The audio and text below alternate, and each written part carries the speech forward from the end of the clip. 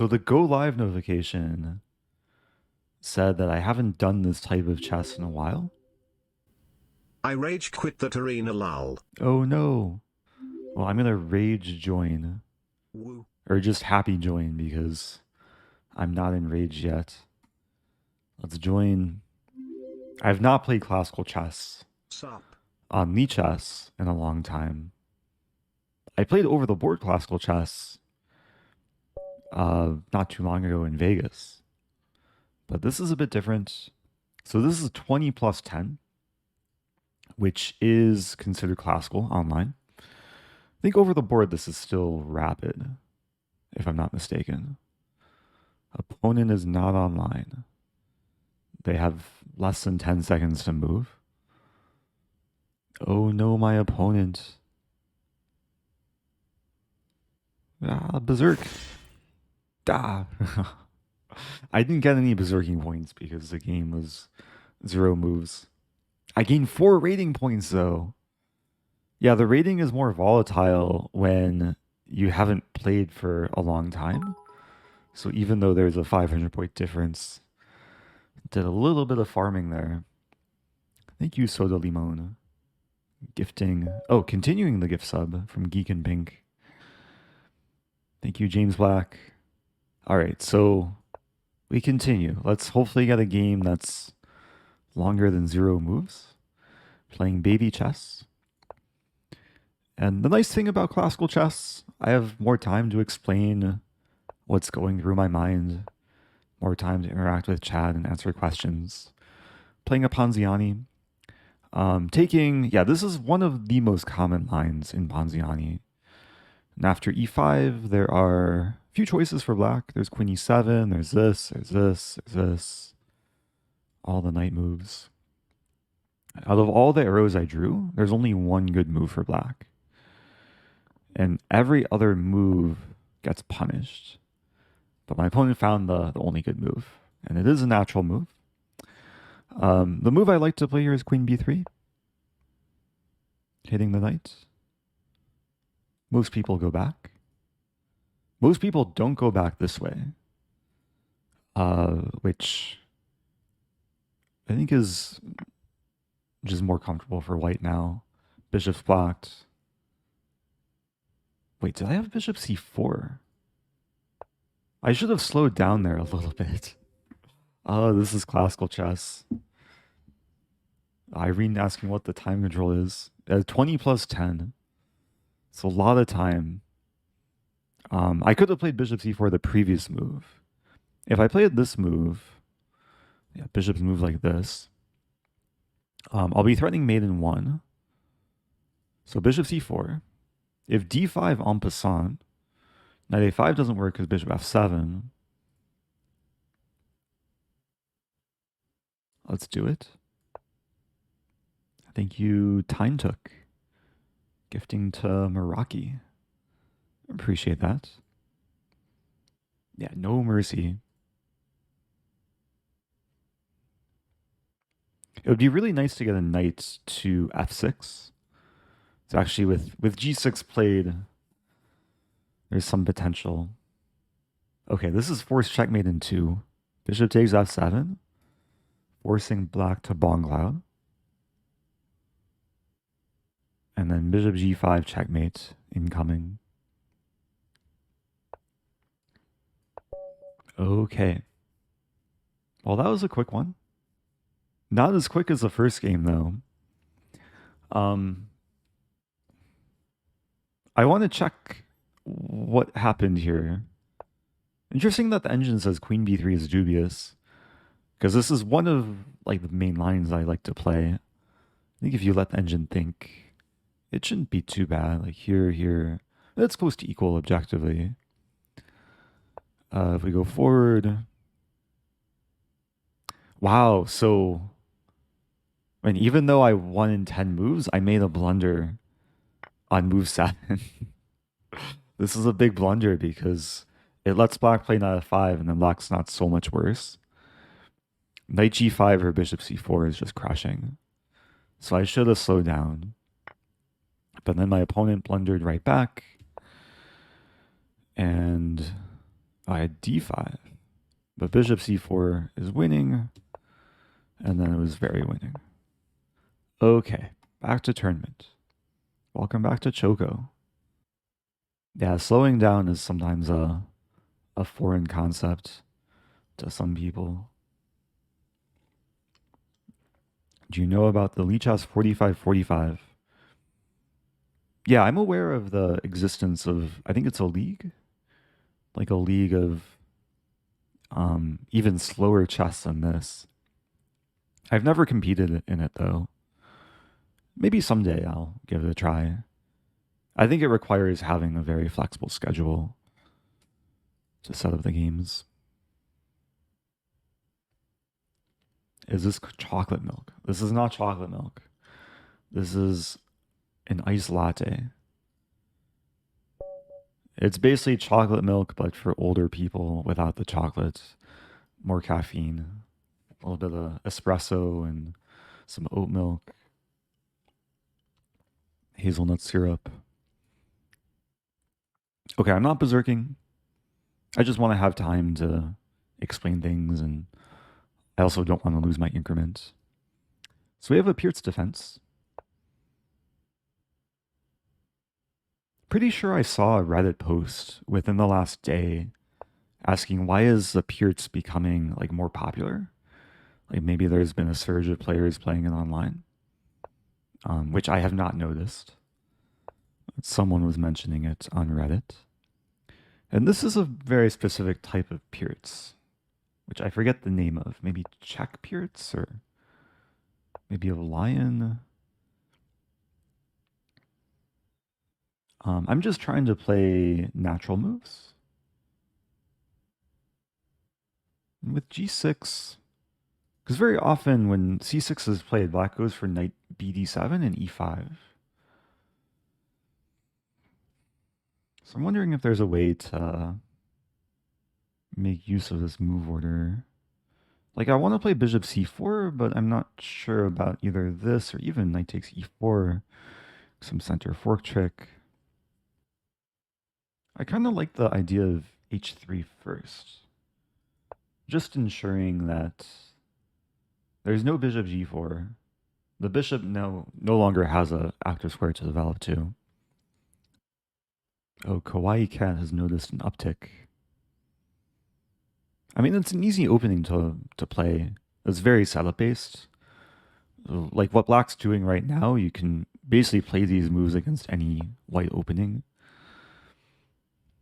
And then the battle, or at least the confrontation, takes place a bit later. Okay, I really want to play bishop c4. But then even d5.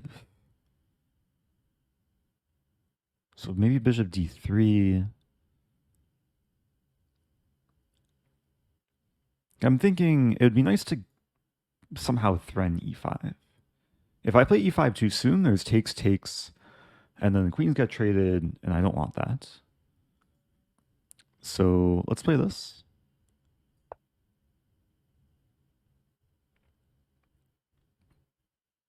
And it's multi-purpose.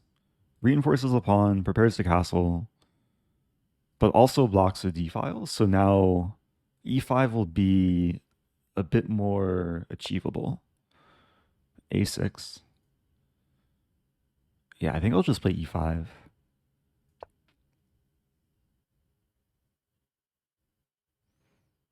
Like generally when the opponent's behind development or lacking center control, it's a good idea to open the position.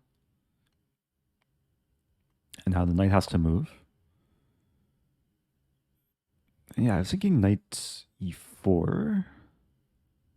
I could also leave the tension and like queen e2, accept double pawns, eventually play rook d1. I'm just realizing if I play knight e4, there's knight b4, which is slightly annoying. What if I take?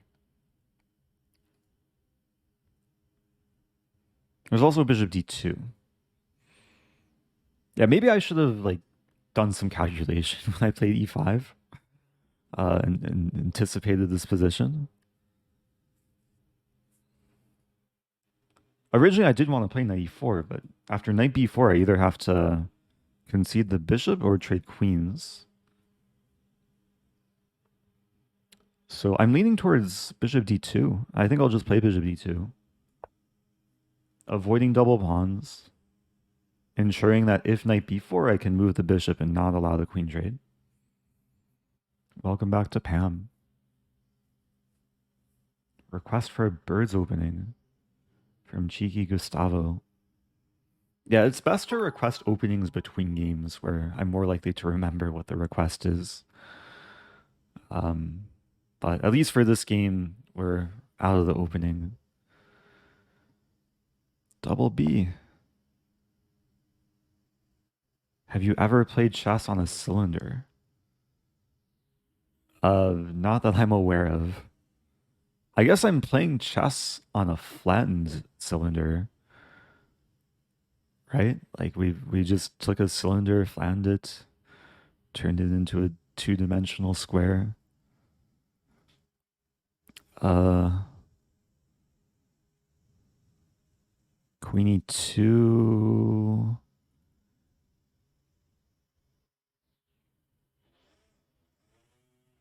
There's very loud landscaping outside my window right now. I don't think it's picking up on stream though. Have some noise filter.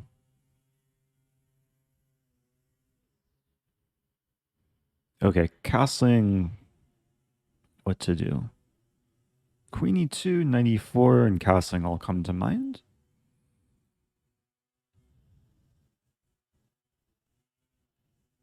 If I play knight e4, I have to be ready for this move hitting the pawn.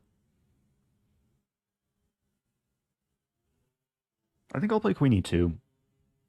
Seems like the most flexible move.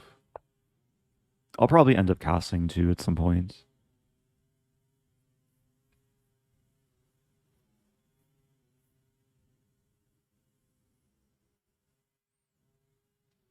Yeah, I can make an effort to take opening requests. I'll at least like see what people want between games.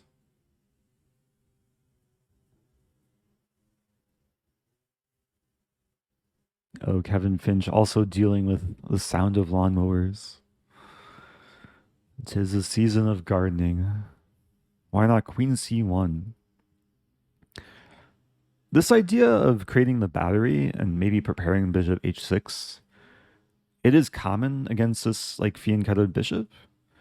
The issue with queen c1 is like the queen sometimes is a bit stuck there. And queen e2, it helps control the center. It also frees up the square for the rook. In many cases, it's nice to get the rook to the open file. And we should note this is the only file with no pawns on it. So like basically both sides want a rook on the d file. So I might play rook d1 immediately. And b4 is not so scary. Let's play rook d1.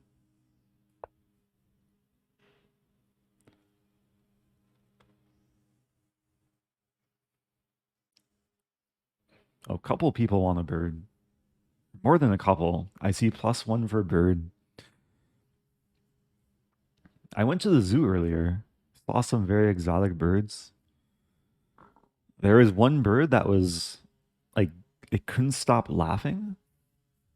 It was making the sound. I think it was a mating call. But it was like the sound of laughter, basically. Is there a falcon opening? Not that I know of. There's a falcon punch. When you punch the non-existent falcon. The parrot opening. Maybe you just mimic what your opponent does. Usually call that the copycat. Okay. Any tactics? I'm not seeing any. I mean, it's a very pleasant position. Like nice central control, a bit more space with the e-pawn. But sometimes positions like this, you just have to keep gradually improving. Wait for some opportunity. Like, in order to get tactics, it's very common to have to first gradually build up a positional advantage. Oh, there is the Gibbons Weidenhagen accepted Maltese Falcon variation. I'll have to check out what that is after this game. Yeah, I forgot we can just we can use the leechess.org/openings and then search for keywords. F6. Okay, let's play rookie 1.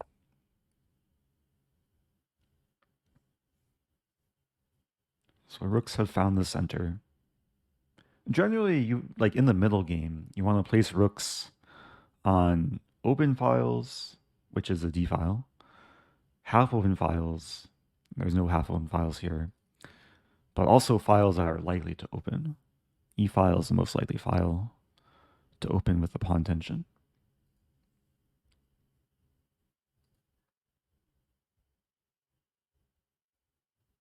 Welcome back to Nixia.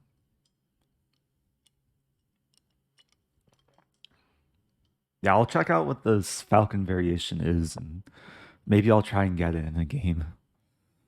Sometimes with the more offbeat openings, it can be hard to achieve. You need a lot of cooperation from the opponent. So 96. And it looks awkward. The knight blocks the bishop. This bishop's already blocked in. But the knight's defended. So how to best try and make progress? I could take.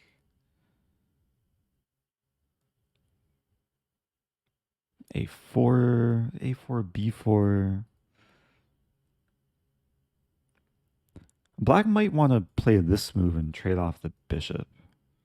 So I do have to be cognizant of what black wants to do. Maybe for that reason I play bishop e3, which slightly unleashes a rook and prevents discoveries. But there is queen c7.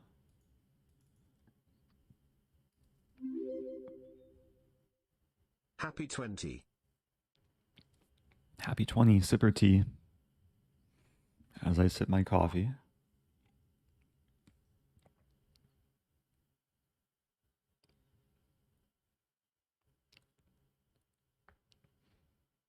It's a little bit annoying. I'm not seeing any clear exploitable weaknesses.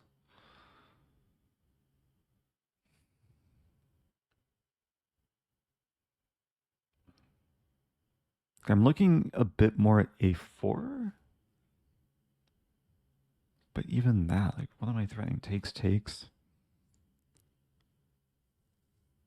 What about knight e4?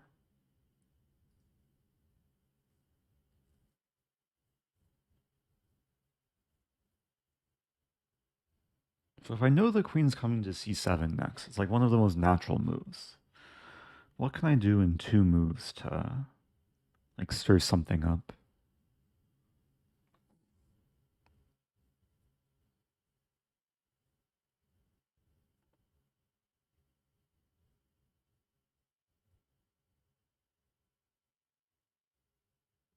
There's bishop e4.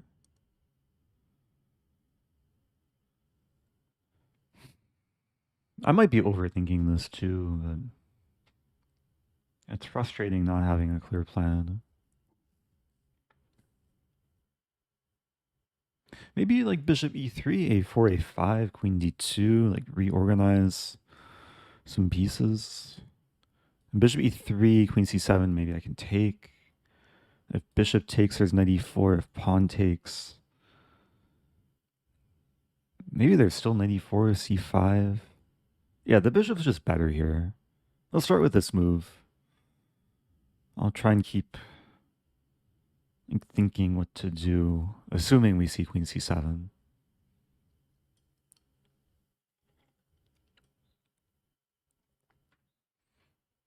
Oh yeah, this is not duck chess. This is classical chess.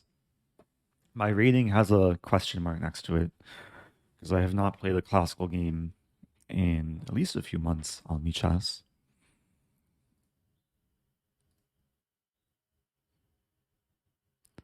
What do we do with channel points? You can hoard them. Sometimes you can wager them. I should have a redemption to flex them. Like, have a 100,000 channel point flex. You could stare at them. Can you still redeem an ad? No, no, I think I turned that off. Sometimes I'll have like special rewards.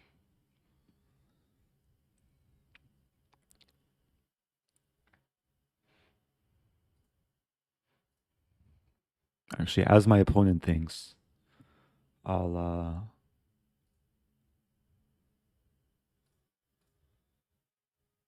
okay. I enabled some channel point stuff. I hope this doesn't like overwhelm me.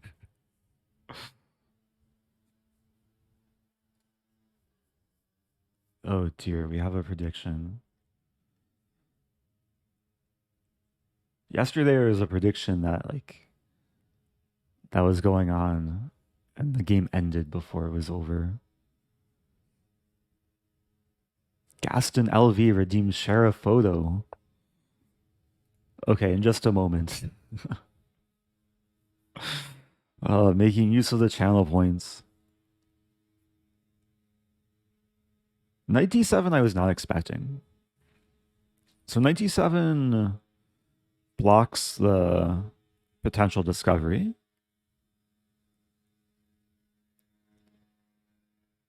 But also blocks the bishop from defending the knight, which can open up a new discovery.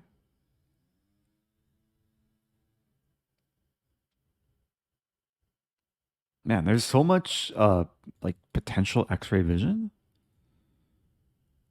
but it's not entirely clear how I exploit things. Like probably starting with taking makes sense. Just so I'm opening the e-file. Oh, a rune requesting King's Gambit. All right, so now I need to open my thing.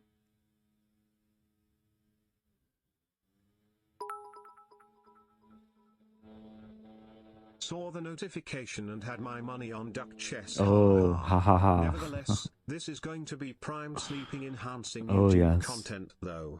Can't beat classical chess play narrated by the dulcet That's tones true. of the one and only ASMR Rosen. I'll try and keep it relaxing. Try and avoid making any loud noises. Shout out to everyone in the future, maybe drifting away to this, watching on the extra channel. Maybe the main channel. Thank you, Alcapitan PDX. Happy 46 months.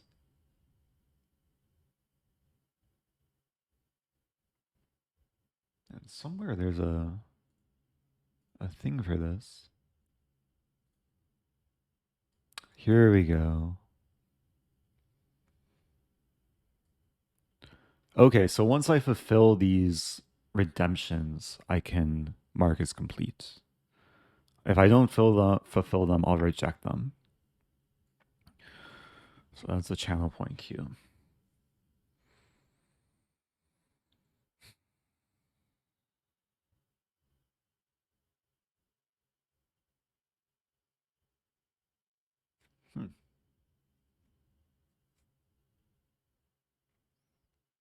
I need to focus here because there's some trickery. What's up, YouTubers? Sleep tight.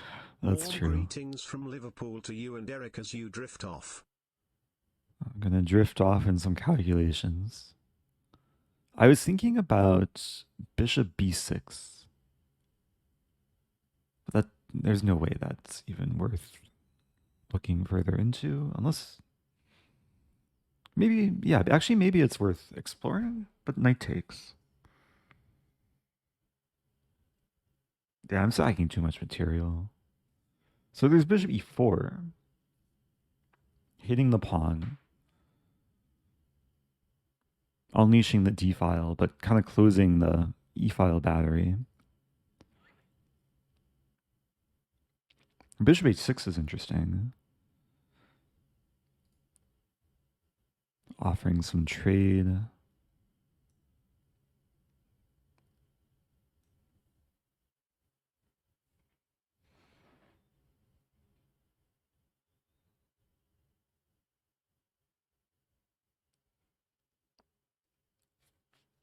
What about bishop e4?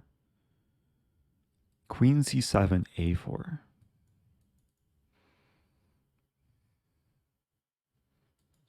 b4, queen c4.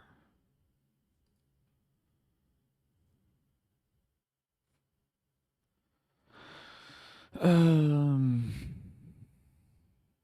super curious, like how the engine would handle such a position, because white should be better, but it's really not clear how to make significant progress.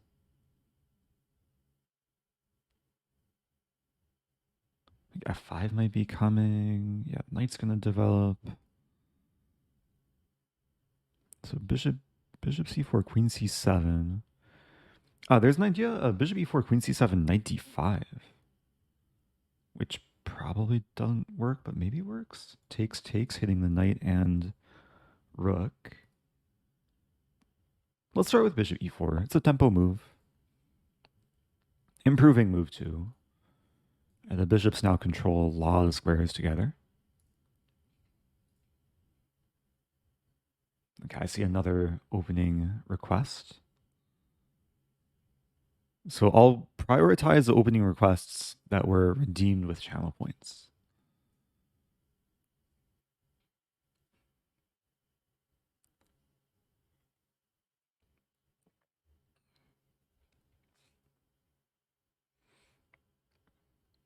Are move suggestions allowed? I'll first say you're not allowed to like share any engine lines in chat during an ongoing game. Generally, like when I'm thinking through my moves, I'm not looking at move suggestions. In the rare case that someone suggests something that I see that I would not have like even considered, then I basically discard it from my options.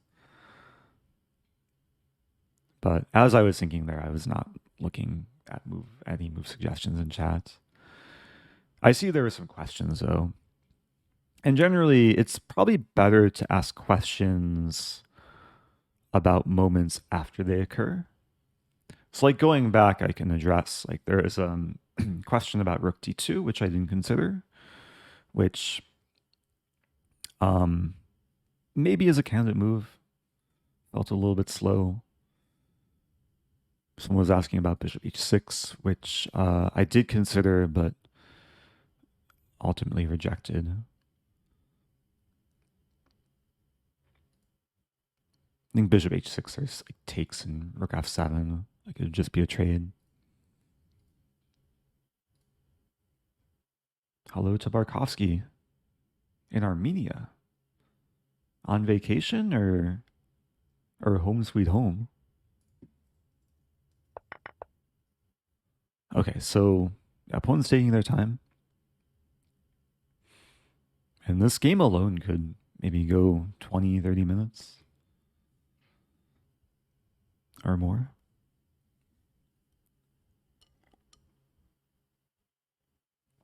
Oh, and the line bishop h6. That's actually true. The c7 pawn would be hanging. Yeah, maybe I should have looked deeper.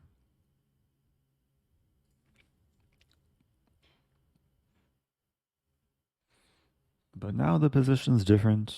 There's less discoveries against e6. Bishop's on b7. But with the bishop on b7, now the knight's less defended, and the queen's now tied down. So it really feels like there should be some way to like win something. Like there's rook d6 here for one, which then aims to potentially triple up.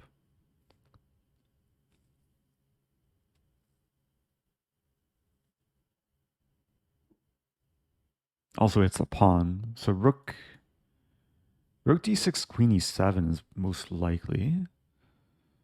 If I play queen d2, there's a line like knight c5, take. There's a lot of things coming to mind, but take, bishop d5, check, winning the queen. So here, I guess rook d8. Rook d1. Or maybe I just take.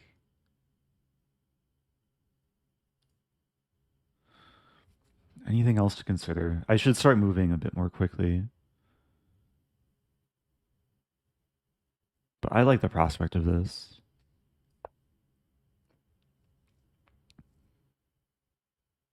There's also a cool idea, which doesn't work. I was thinking queen e7, bishop f4, takes bishop d5 to try and win the queen. But then knight takes d5 defends the queen. Maybe it's still playable, but it gets messy.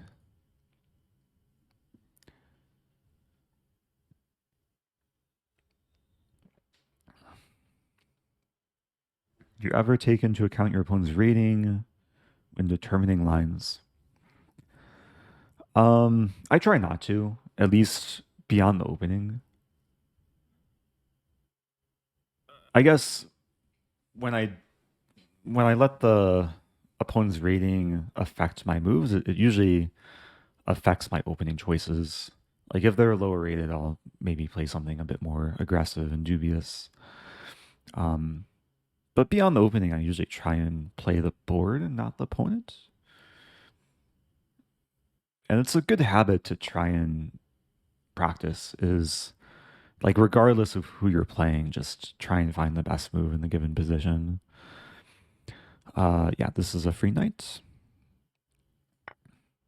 So I took a lot of like mental energy to play like the late opening, early middle game. Opponent finally cracked. Free is good. Free is sometimes poison, but I don't think this is one of those cases.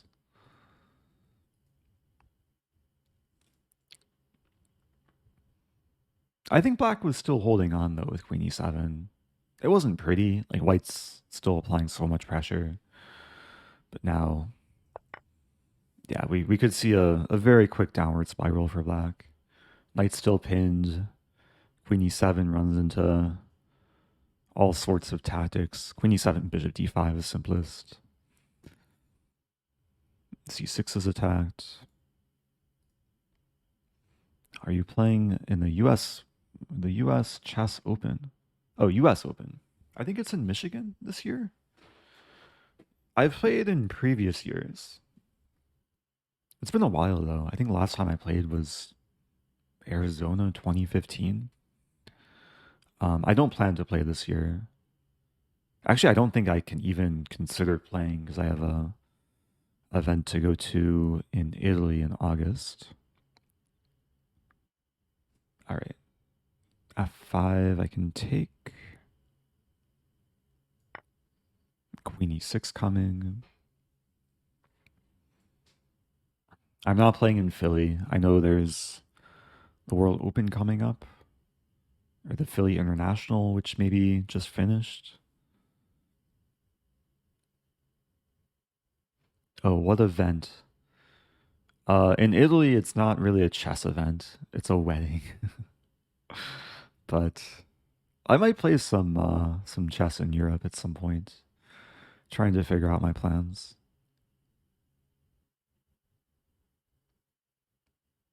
Oh yeah, CD or Siri sent me a postcard from Italy. Wait, I should pause here because Queen e6 is also a move. King h8, and then I take. Don't think it makes a huge difference.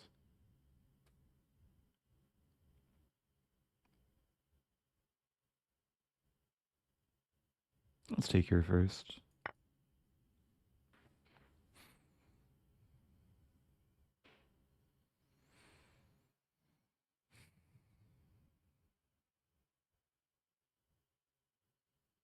How dare you monetize opponent's hanging knight?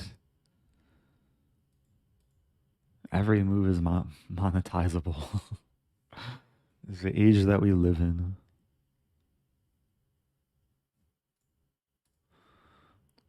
But every move also has a lesson to take away. Like games like this, at least from Black's perspective, it's important to like figure out what went wrong, how to avoid the same mistakes. I might as well simplify here. I can take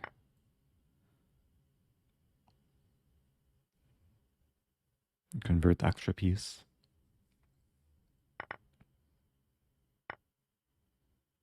So knight d5 is a move. Play rook c7. Thanks for all the content. Oh, thank you. 16th century man. Happy 8 months. Welcome to James. Eric is super buff IRL. I'm sure there's people watching in chat that have met me IRL. Can maybe confirm or deny.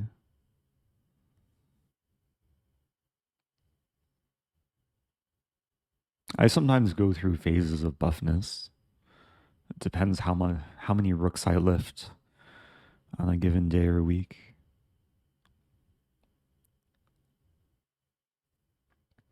Oh yeah, I went bowling with a rune. I actually went bowling in Vegas too. Only get a chance to go bowling occasionally.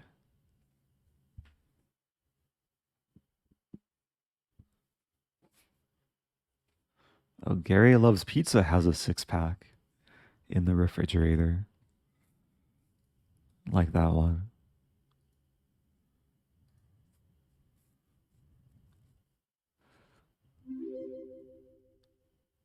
Happy classical thing. Thank you, Loke.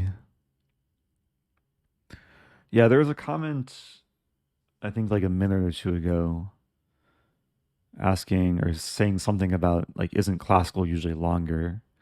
But on Lichess, I think any time control 20 minutes or longer is classical. Well, I can bookmark a game during a game. I didn't know that. Forgot about this button. Because yeah, usually online chess is much quicker. Like 10 minutes is usually the longest that I play. But it's nice to be chill once in a while. Opponent's taking time here, but I think it's too little too late. I mean, the dream is to do this and then mate on the back rank. That's hard to achieve. I mean, there's takes before. I don't even have to lose a pawn. I can play knight a4 defending. Okay, here I'll play bishop d4. I just want to trade. In yesterday's rapid tournament you were in, I won by checkmate with less than 22 points in material. Oh, wow. Less than 22 points. I'm trying to figure out if that's impressive. That's like less than 22 points. So that's at max 2 queens and 4 pawns. Hi.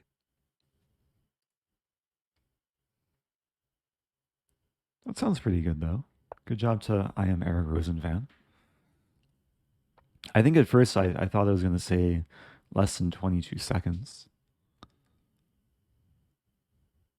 Wait, can I take, and then knight d5? I mean, might as well.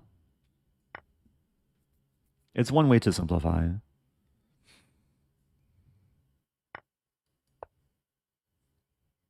Oh no!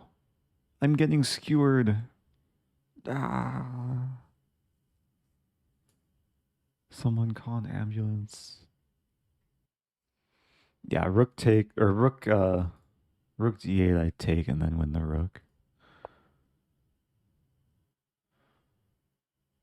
Okay, here let's take with knight.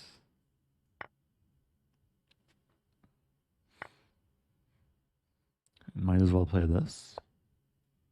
No need to take the pinned piece.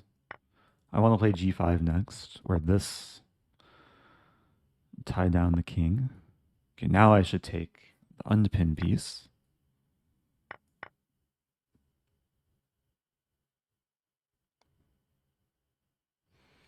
I'm imagining a checkmate where the king comes to f4. It's not coming there though. All right, so let's just take pawns. I was imagining the king here, here, and then knight here, with pawn on g5. All right, check. Got my outpost. Ooh. Black has a glimmer of hope. All right, this is made in 2. Okay.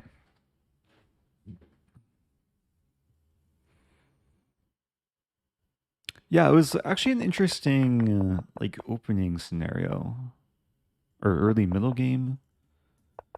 Like I really wanted to punish this like a6 b5 and lack of development real quick. Let's see what I could have done. So e5 is not actually a top move. Still keeps advantage though. Engine just wants to castle.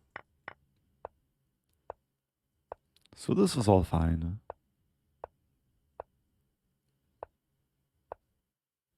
f6 was a mistake. I played rook e1. Yeah, it gradually just got better for white. I took some time here. Took 3 minutes. Engine says take first and then knight e4. Now it's saying bishop c1. Bishop c1, queen c7? Takes h4. Yeah, very engine-like play. So I guess what happened in the game was fine. Rook d6 and yeah, eventually black blundered.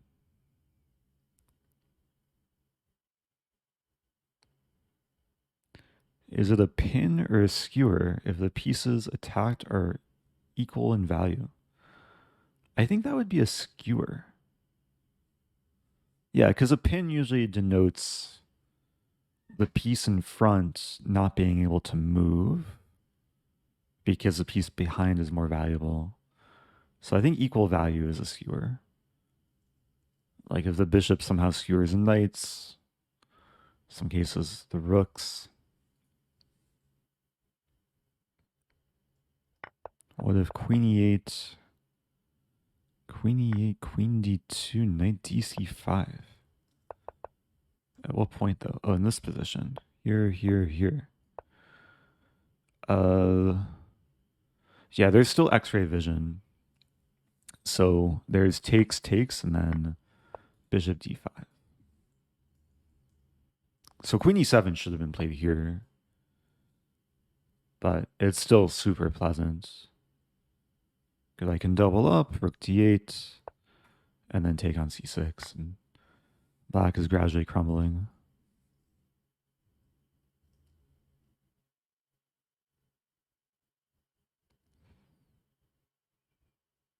Anyway, let's go to my things. So during this game, I set up some channel point redemptions.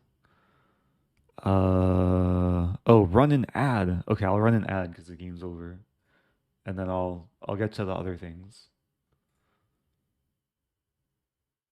How long should the ad be? Also, what happened to my thing? Okay, I'm running an ad. If you subscribe, you got ad-free viewing. If you have Prime, you can subscribe for free. Okay, ad has begun.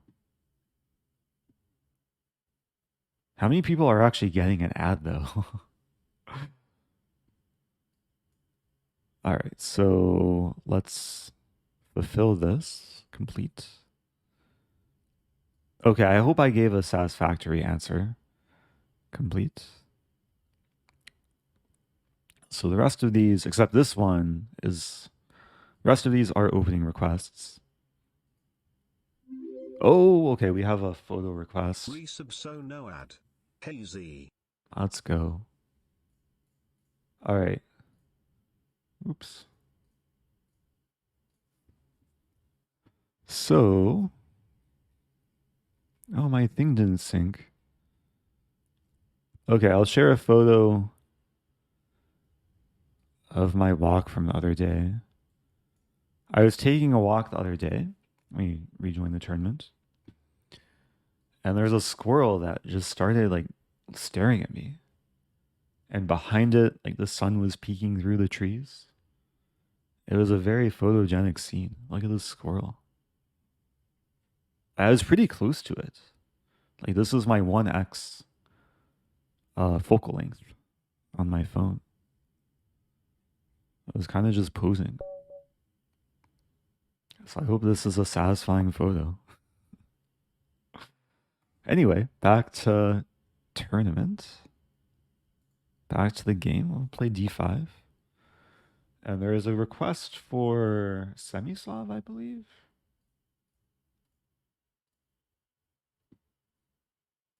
Let's see if I can actually get a Semislav. Because I can't really, like, in order to play a real Semislav, white has to play c4. And it doesn't make so much sense. I mean, c6 is still a playable move here. There's a couple of things that I'm inclined to do. One is to play e6, bishop g2, b5. The other is to play bishop f5, which is kind of a new system.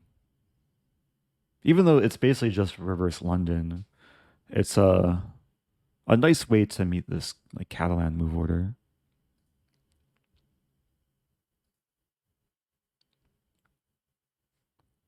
Do you not like c5? c5 I think is another option.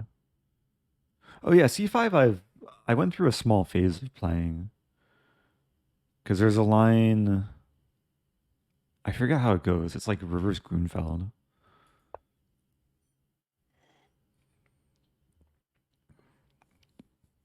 But this could also kind of go into a semi-Slav, but with a happier bishop. So again, basically reverse London.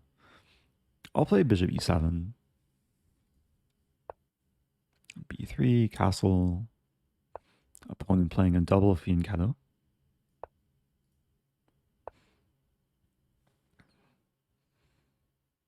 So yeah, earlier I wasn't so scared of knight h4 because there's this bishop e4 move. Now, yeah, maybe it makes sense to play h6. Just ensuring that knight h4 I can play bishop h7, not concede the bishop pair.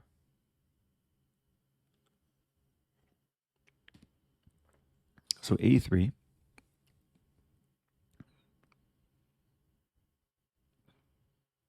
Seems like white is just kind of sticking to a basic setup. A5 makes some sense. Gain a bit of space, maybe eventually play a4.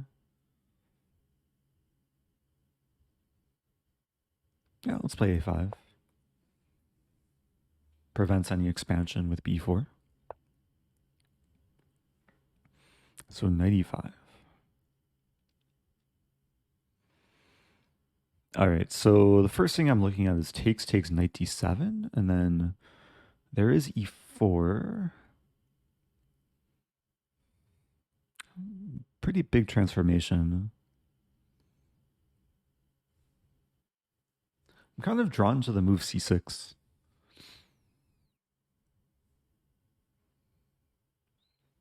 Just anticipating the center opening, and I like the structure against this bishop.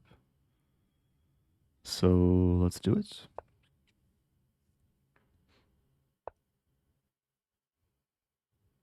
c4. Yeah, white's still playing quickly.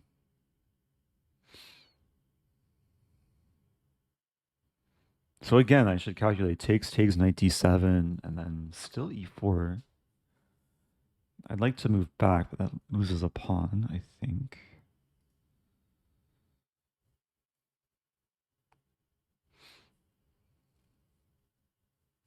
I could play queen c7 because there's no bishop f4.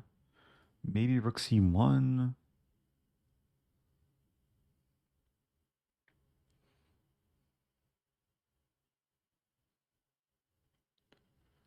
So now I'm trying to calculate. Queen c7, rook c1, takes here, takes. I think is okay. In cases with f4, I have queen b6 check. Play queen c7.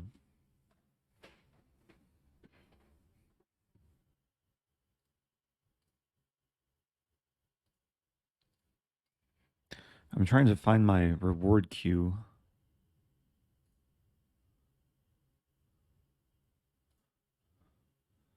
Wow, e3. Opponent's really not giving me any time to chill. Has more time than they started with. So takes.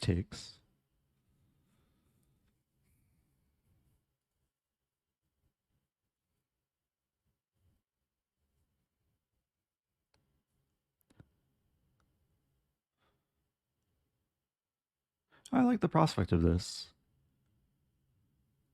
Because white's going to wind up with kind of this overextended e-pawn, which will control space, but it's also a potential liability. And with f4, I have queen b6.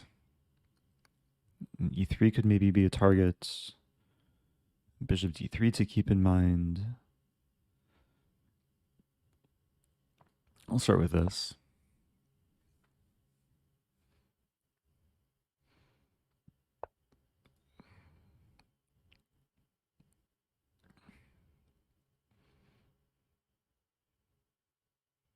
I'm feeling the power of initiative. I can keep making threats. Spending a moment to consider this, but then rook e1. So let's play this move. Oh, but then bishop d4. It's maybe not so simple. Bishop d4. And there's queen a6 in that line.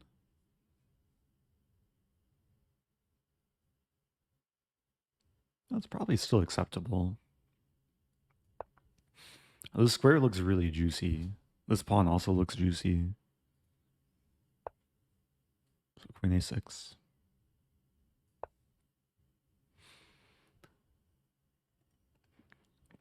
It looks like a weird square for the queen, but I'm pinning the pawn now. And also unpinning the knight.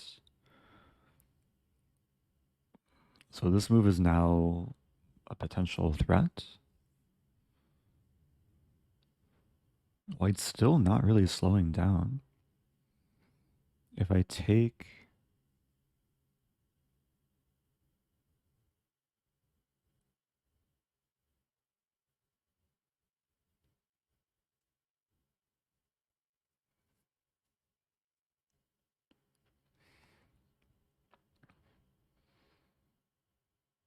I guess I have to trade a decent amount. I'm considering the line where we trade everything. Like takes. Doesn't really matter what takes. Essentially, we get a position. The queen will land on e4. And in the very end, there's this move a4.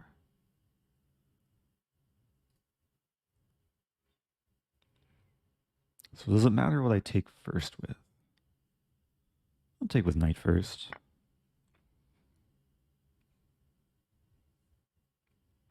And then bishop.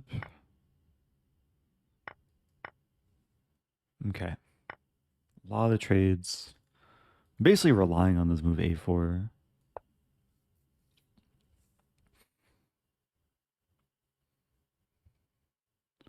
So the idea is to destabilize the whole queenside for white.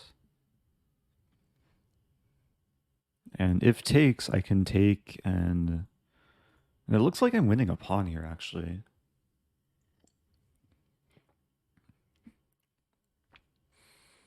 Oh, thank you, Truths. Having the squirrel clip.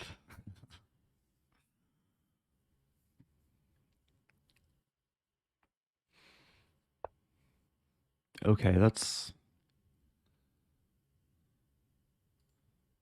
I think that's just a free pawn. Why not?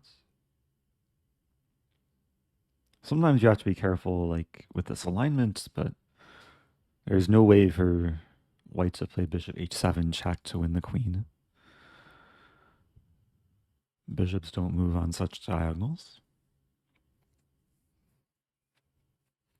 Suggestion earlier for rook b1. I think rook b1 I'd take and take. There'd still be some issues for white with the queen alignment.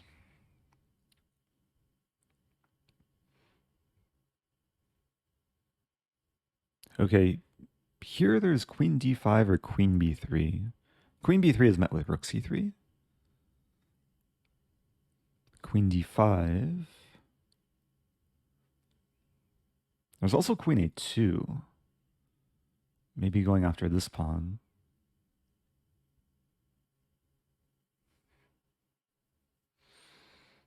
So again, slowing down. I don't really want to play queen d5 because resulting ending up a pawn, but it's still not so clear. But maybe I have to eventually.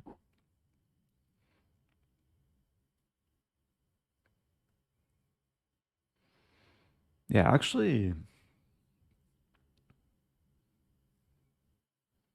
I might go for that. Queen d5, we trade. I take with e pawn. f5.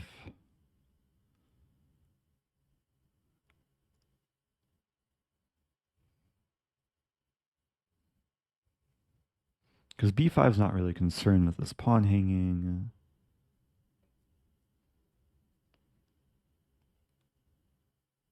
But maybe it's better to play queen b5, rook d8, and then later queen d5. Am I scared of f5? Take. Probably not. And there's rook takes.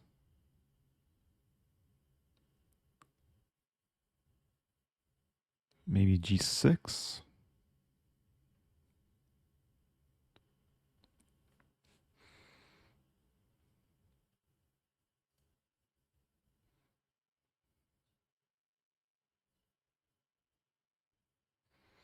Okay. I think queen b5. Feels like it keeps the most flexibility. It does give white like free time to make a move. I don't have an immediate threat.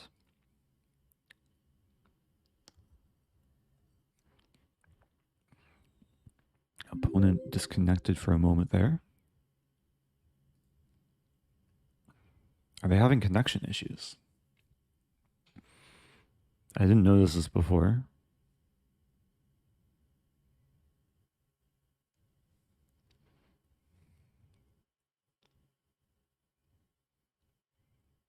But this is the first time that they're slowing down.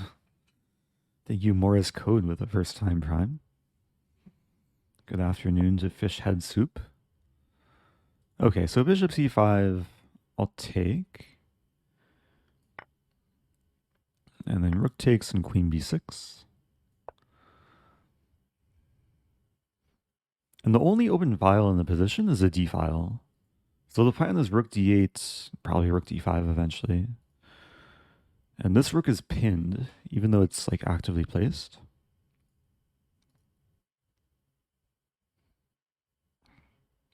Why is your classical rating so volatile? Yeah, just naturally I don't play much classical chess. And if you don't play a variant for a long time, then the standard, what's it called? The standard deviation? I think the rating deviation increases. And that determines rating volatility. Yeah, Fates maybe knows more than me. All right, can I take, and then here? This requires some calculation, actually. So takes here. Only way to defend the pawn is with the queen. Let's say queen here, rook here. Threatening queen d8 and taking. It looks good enough.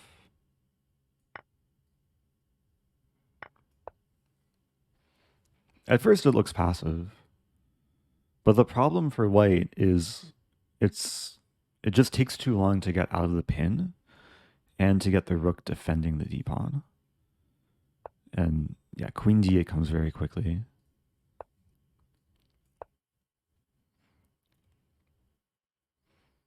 So I've upped the tempo a little bit.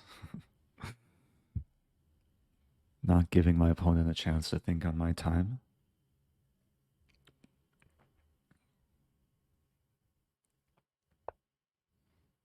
All right, we'll win the pawn. Although, yeah, if the a pawn falls, I mean, the king's gonna be lacking shelter. Rook d2. Okay, this is probably where I can slow down a little bit. Calculate.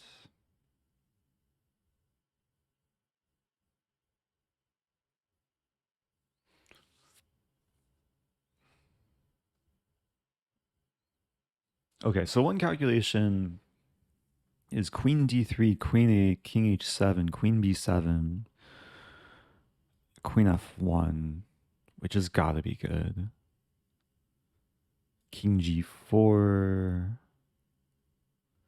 f5, king h4. Oh, king h4, I just take. Yeah, that's just force mate. And rook f5, I win the rook. Yeah, queen d3. And queen f1 is very hard to stop. Yeah, these pieces have kind of abandoned the king.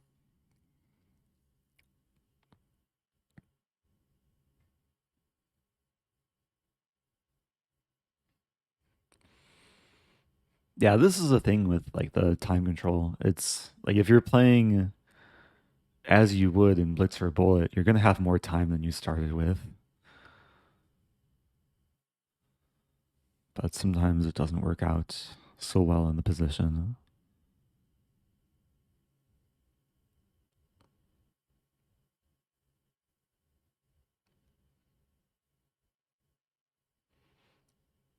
I'm currently 1900 and play the Vienna for white.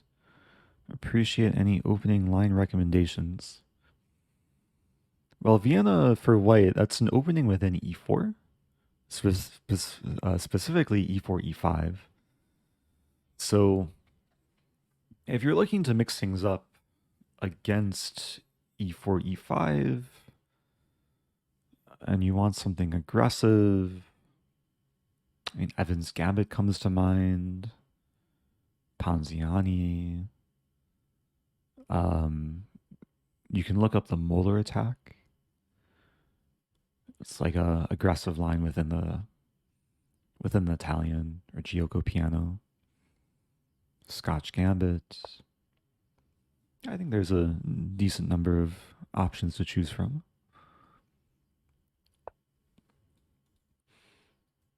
But then you can also like explore aggressive lines against Sicilian or French. And ideally, if you play e4, you have to be ready for the common defenses black can play. Oh yeah, King's Gambit as well, which I do have an opening request for.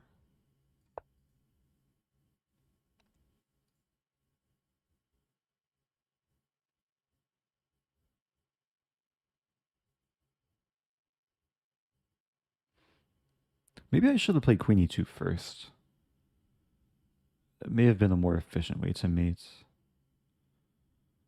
Not that that matters so much. But here, like Queen e2,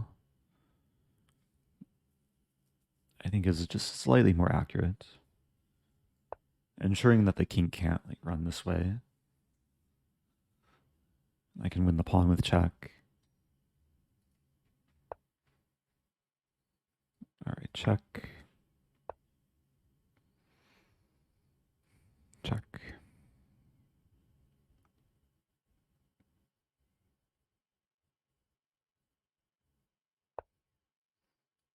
And now I'll take.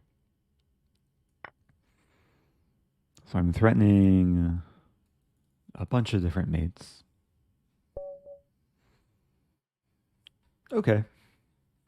It was a pretty smooth game. I mean, things got a little bit tricky in the middle game. My opponent was playing like really, really quickly. And this whole line ended up working out because of this a4 move in the end. Like, if I didn't have a4, then white's probably doing completely fine. Analyze briefly. A4, like, by far the best move here.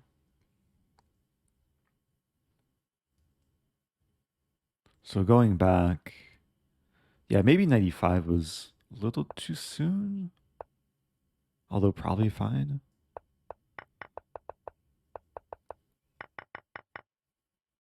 I think it was a pretty clean game on my end. Let's go, 98% accuracy.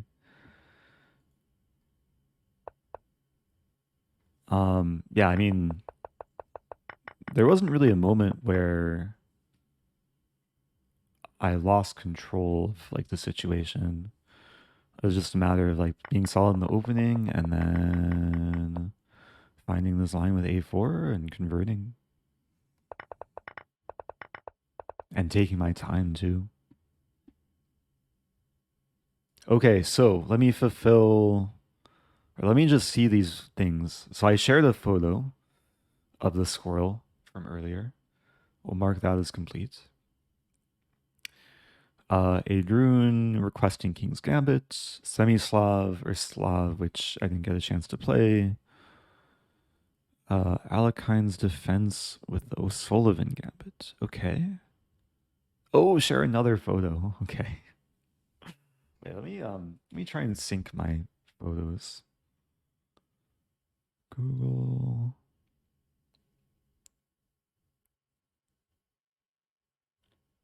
Okay.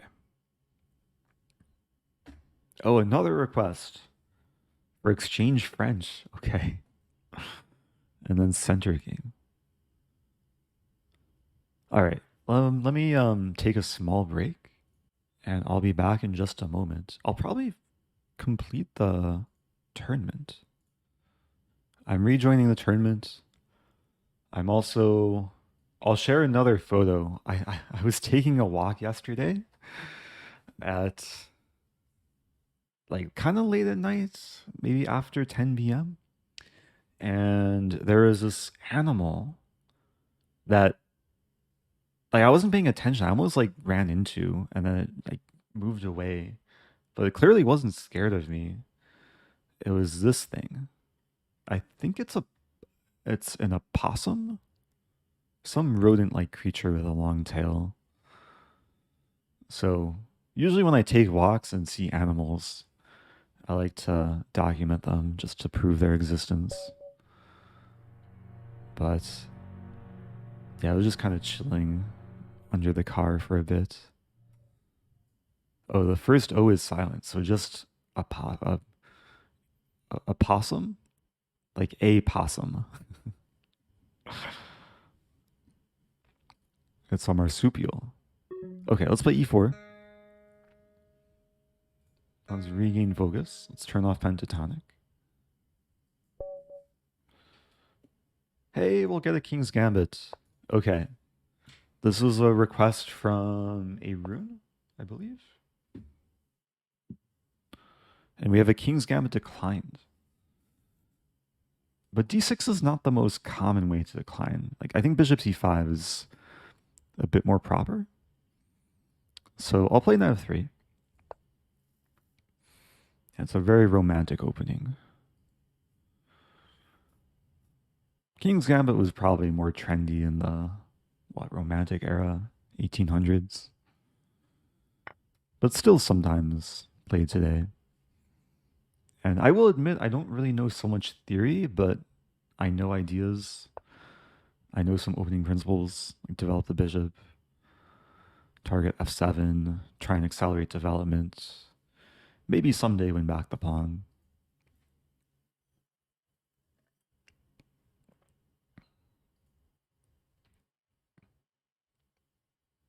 Yeah, it's very occasionally seen at the top level. There was a Hikaru Magnus game. Hikaru played in Armageddon. Didn't work out so well for him. Nepo sometimes plays it. I think Nepo has a course on the King's Gambit. Although, about 9 months ago, I had dinner with Nepo. It was like Nepo and another friend, and Nepo was like basically saying the most annoying line in King's Gambit. Like White has to basically just hold on for a draw. I have to figure out what line that was. But it's something with King's Gambit accepted.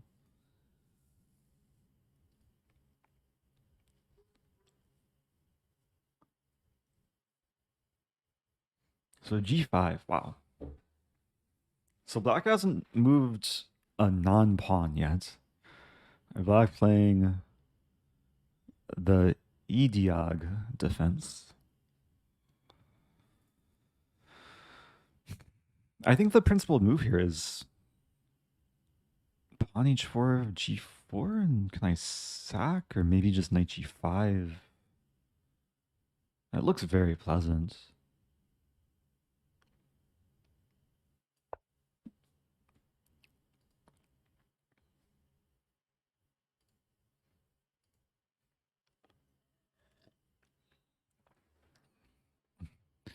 I mean, so far, this is probably a good example of like what can go well for white. If black like plays some dubious moves. It's also weird because black basically combined a King's Gambit declined with a King's Gambit accepted. Not sure what to call this. It definitely resembles an accepted variation. So bishop e7, attempt to hold things together. I think I can just take without really thinking too much. After takes back, there will be some options. One option is g3, because the pawn is pinned to the bishop.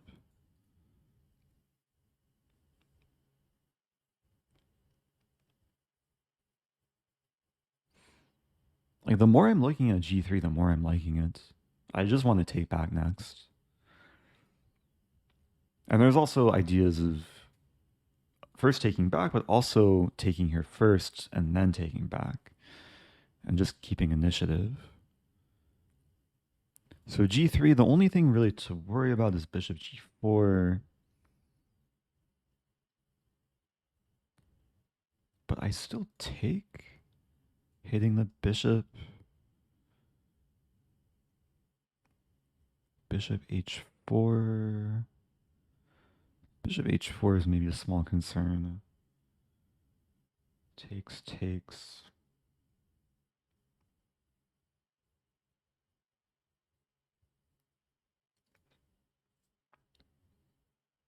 I think everything's fine. There's just more pieces involved for white. Bishop on c1 is pressuring as well.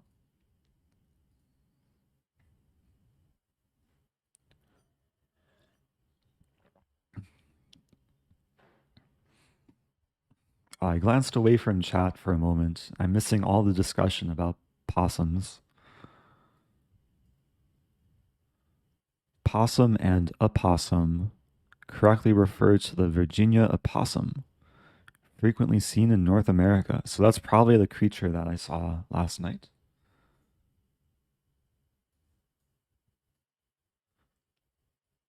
Yeah, it was hiding its face. Maybe it's used to like just having to deal with a paparazzi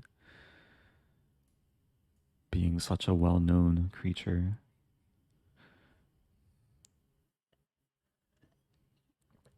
Wow. Look at this opening request. Any opening 3 turns while wearing the goose mask. I'll have to find it. It's in one of my storage closets. Not sure if that will happen this stream. Oh man.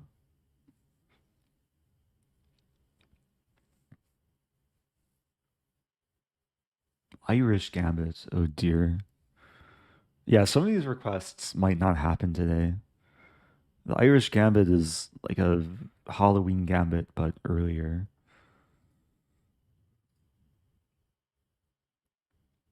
Oh, I still need to look up the Falcon variation.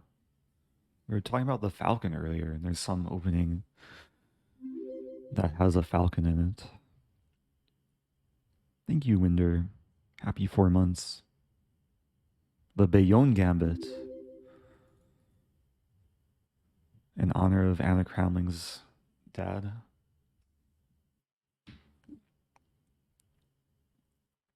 I played a Gambit similar to the Bayonne in my final game in Vegas, but it was kind of accidental. Okay, so we do see bishop g4. Yeah, I was trying to calculate. Pawn takes f4, bishop h4 check. At first, it just seems like I'm winning material, but then bishop takes f3, queen f3, queen h4, and then I'm down to exchange. So after takes here, here, here, there's a move bishop f7. I don't think that really helps. I mean, if king takes f7, then I take with check and win this. But there's king f8 or king d7. And then my queen and rook are both attacked. I really want to do some tactical thing like knight e5. Doesn't quite work. So I think the simplest move to play, and the move that doesn't require much calculation at all, is just bishop takes f4. Like takes, and then there's not much to worry about. I guess there's queen f6. Hitting both pawns. f5. Takes.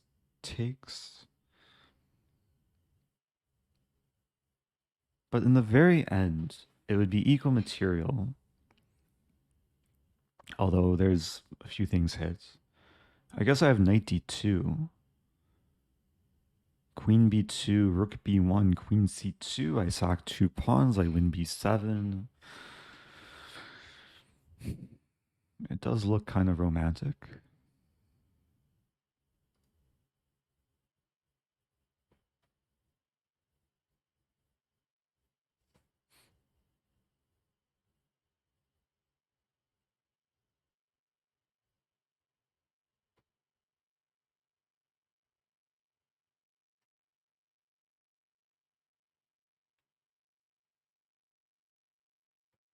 All right, let's go for this.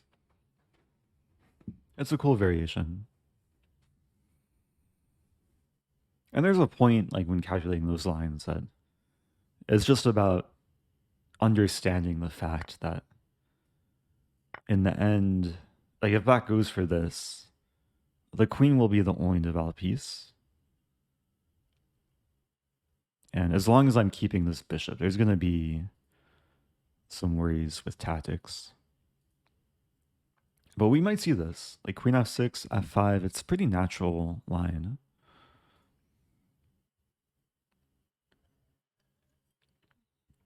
Why not c3 first? If I play c3 first, I'll admit I didn't consider it. I guess I assume there's this move. But then maybe there's something like takes. Yeah, maybe I could have played c3 first.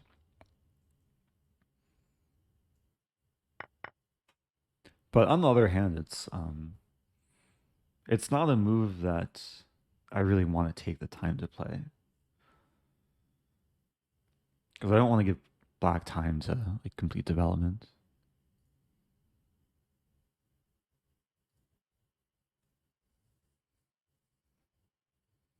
Do you ever find that after studying chess intensely, your rating takes a plunge? Mm, I mean, generally, the only times I study chess intensely is like in preparation for a tournament game or in preparing for a specific opponent. And usually it's more helpful than harmful. But like growing up, if I overdid things before a tournament, there would be some negative effects. Like I'd burn myself out, um, and not have enough energy to like power through the tournament. So part of it is just finding the right balance, like saving your mental energy for actual competing.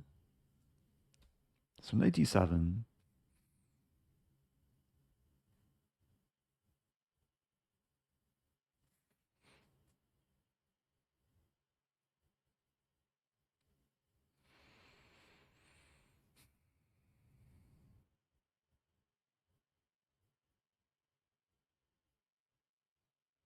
I'm just kind of staring at this position, but there's only so much to do.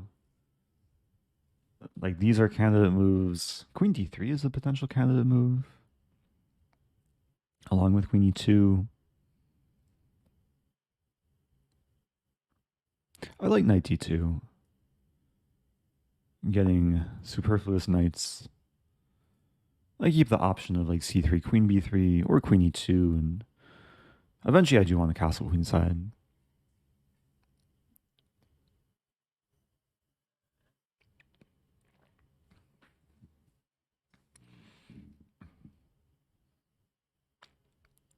I mean, I will say that sometimes when you're studying like a new opening or maybe a different style than what you're used to, like if you're more like solid positional player and you're studying like aggressive attacking games, then it can have a short-term negative effect on your chess because you're essentially going outside your comfort zone.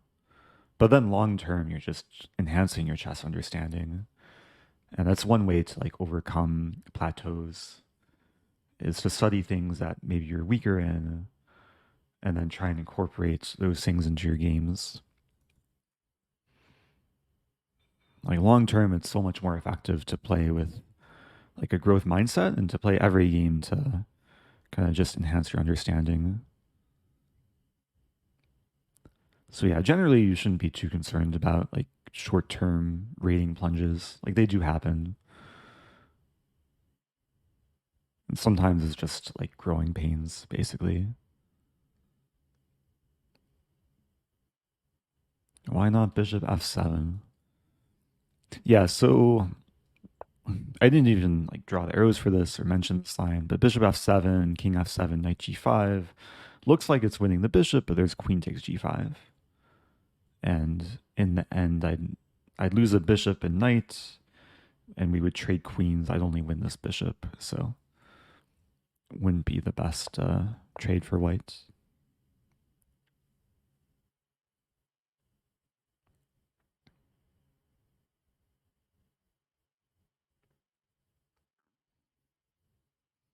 Yeah, there's a whole like area of study, um, not just within chess, but just within I think childhood or child development and learning in general that focuses on growth mindset versus fixed mindset. And it's kind of a common thing that you'll see in like literature and studies. And one of my favorite books, The Art of Learning, that goes into more detail why it's important to develop a growth mindset. All right, queen e2, I feel like is probably the move. I'm preparing castling kingside, or castling queenside. Probably don't want to castle kingside here. Like I have no pawn shelter. That's one of the things about playing King's Gambit. Kingside pawns sometimes tend to vanish.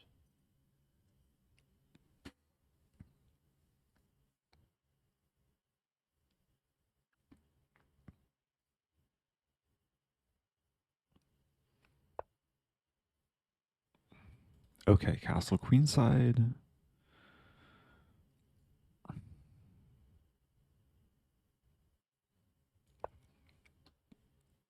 There are a few pins. E-pawn's pinned, knight's pinned. Oh. Which maybe I should have acknowledged before I castled queenside.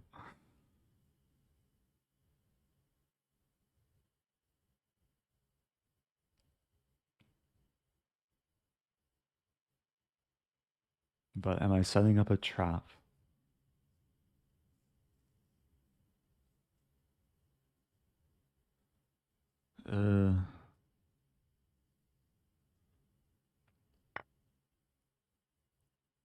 Okay, black had bishop takes f5 to consider. I think I would have been okay after rook f1. We don't go into that. Let's take and defend the pawn. Yeah, queen f5 doesn't work because after takes, and the queen's defended by the bishop.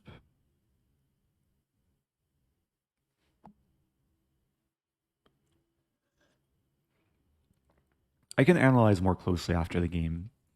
I should have I should have been aware of this before I castled. But after bishop takes f5, rook f1 is really interesting because I'm threatening to make use of the f-file pin. And bishop moves back to g4. Actually, maybe it's okay for black. Like queen g2. There'd definitely be some counterplay though.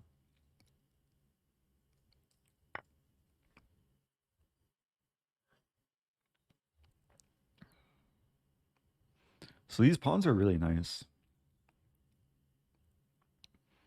I guess this is a common theme in King's Gambit. Like when black trades on f4, white wins back the pawn, getting this massive pawn center. Be nice to lift the rook over. The rook d3 might allow queen f5 because I obstruct the bishop. At the same time, it's hard for black to complete development. Like there's 97. So now I could play rook d3 because the rook's obstructed. Bishop a6 doesn't seem to accomplish enough.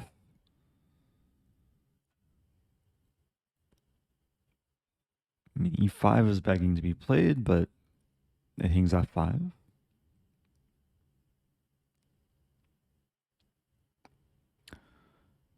Black is maybe threatening this move.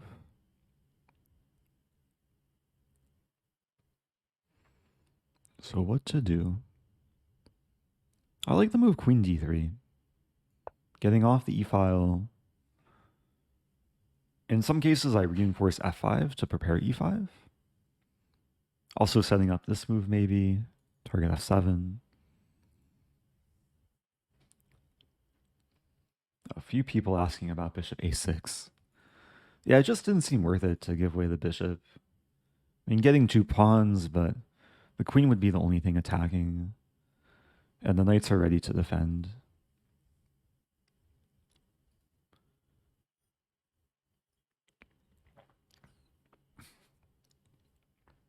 Like if I did take, I think king d8. Queen e8, knight c8.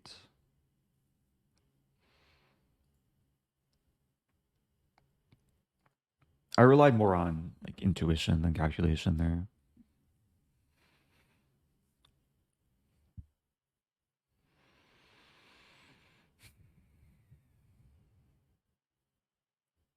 Yeah, maybe at some point rook e1. I just keep preparing this e5 rake. And maybe king b1 for good measure. Man, I think this oat milk is like getting stuck in my throat. Sometimes makes it difficult to talk. But yeah, rook e1 is a move. Am I scared about this move?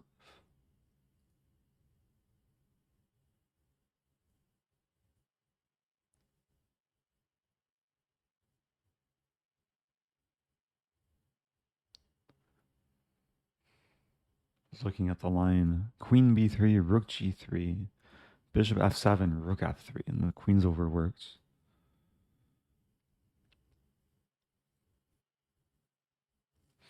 If I play this, takes, takes, takes, takes, takes, check, king b8, attack the queen, but there's queen f4 check, hitting the bishop.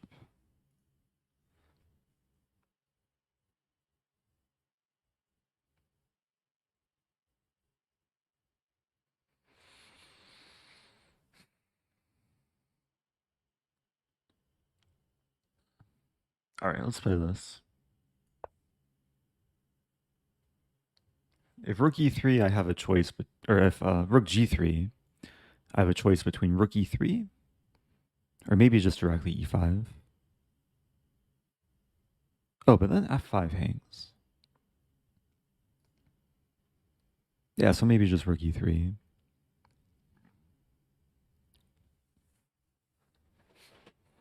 Yeah, position still takes work. With a rook on e3, there might be future potential to sack. The rook ready to swing over.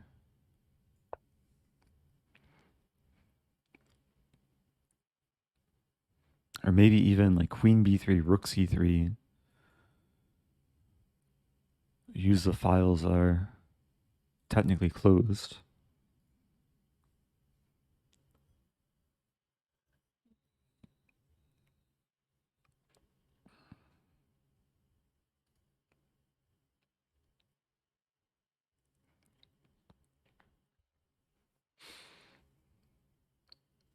Not an easy position for black. It's sometimes hard to operate with less space. Queen h6, sneaky move. So I think king b1 is pretty automatic. Another idea for black there was h5 and just start pushing the pawn. Essentially forcing my hand. With a queen on h6, I no longer have to worry about e5, queen takes f5. So I think e5 is a pretty big threat now.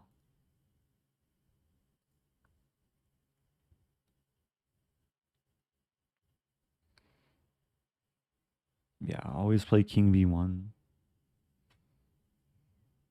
It's so common when you castle queenside. Slide the king over. I do have to be aware of like back rank potential. And b4, b5 could be interesting.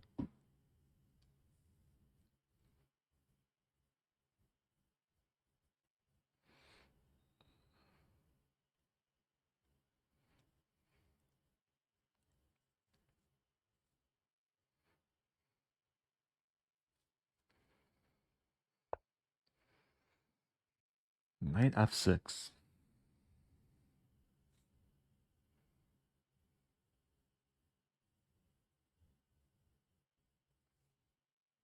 So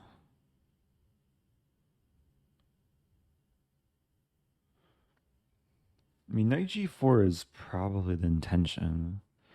I mean, this looks attractive, this looks attractive.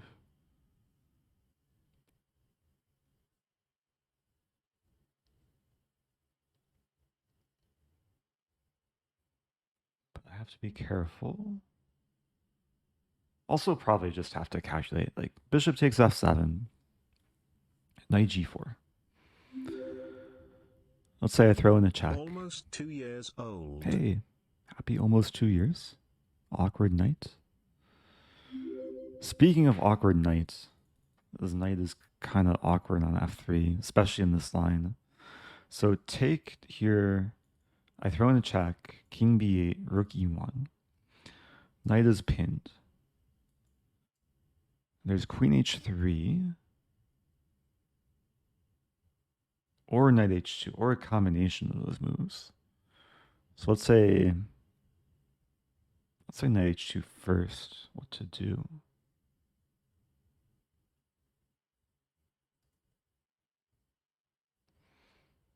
Yeah, I don't think I even want to deal with that.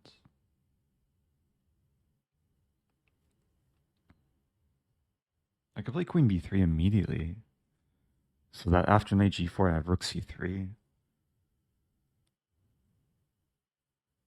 Looks a little bit shaky, but not too bad.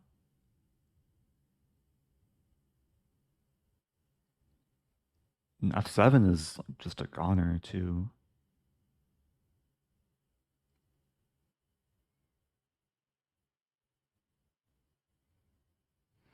Looking at d5. Take. Take.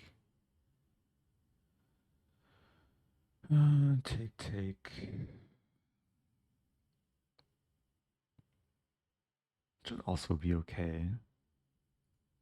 Let's play queen b3. Yeah, just making space for the rook. Creating the battery. Maybe a bit more attacking potential.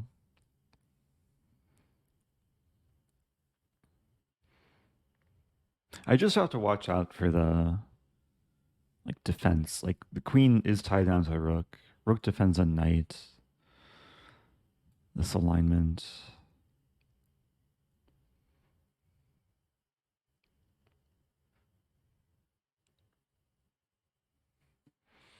But bishop f7 is on tap.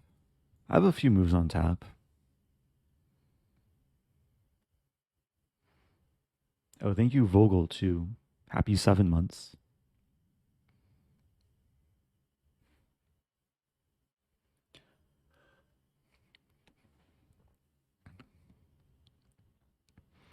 Yeah, another reason for rejecting bishop f7 was it just gave black too much initiative.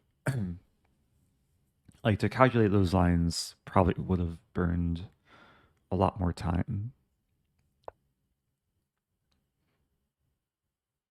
Okay, this move, I think I just take, hit the queen.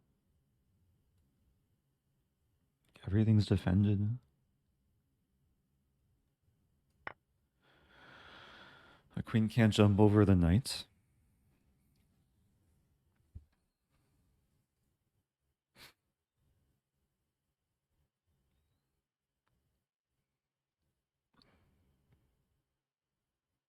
And if I force the king to b8, which maybe is likely to happen very soon, like queen e6 or bishop e6 is coming. I was thinking maybe there's some cool ideas like knight e5, hit the rook, and then these checks. Not sure if they work, but it's good to keep in mind.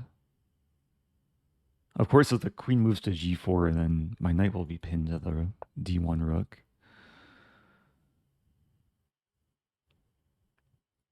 But can I play this move? Hitting both knights and the king.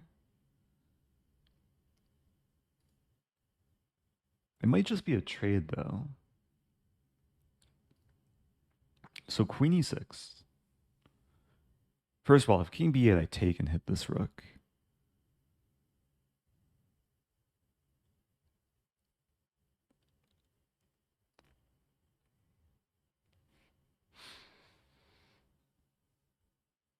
So queen e6, knight d7.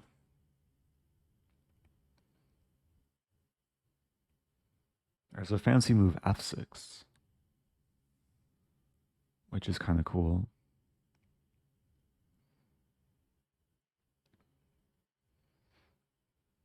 Like offering the queen trade.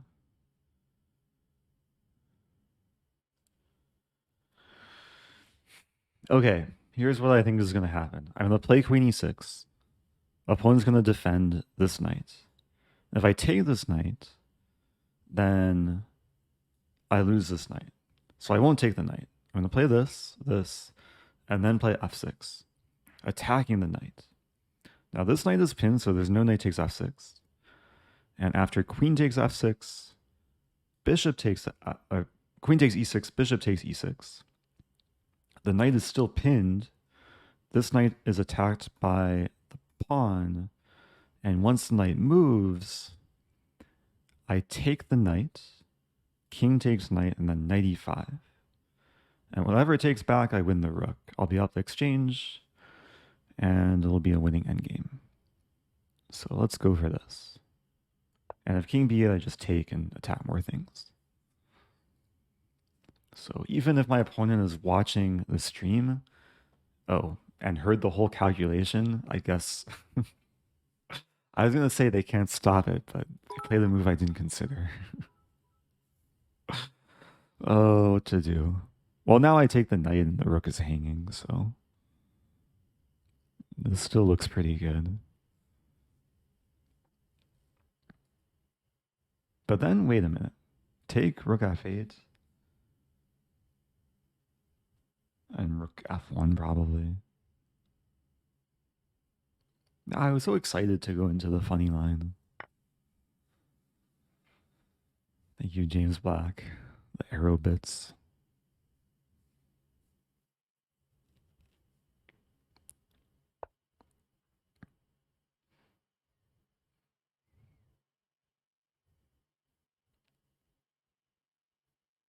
I really want to play this move, and it gets mated in one. So rook f1, I think, makes the most sense. I'm up a bishop and a pawn.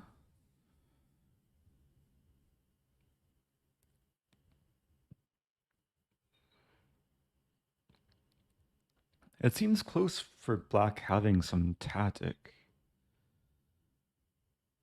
Oh, maybe there is a move here for black.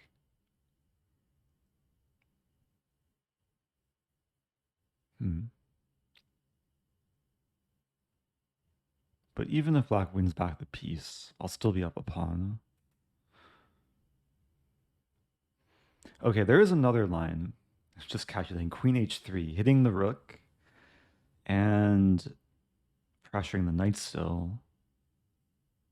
Can I get away with rook f2? Maybe I can. Queen h3, rook f2. It looks like the back rank is vulnerable. But if queen h1, there's rook e1. Queen goes back, I defend the knight.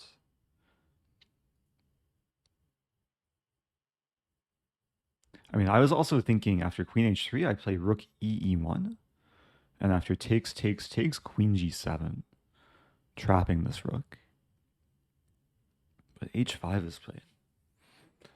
And it's been hard to predict my opponent's moves. I just make Luft.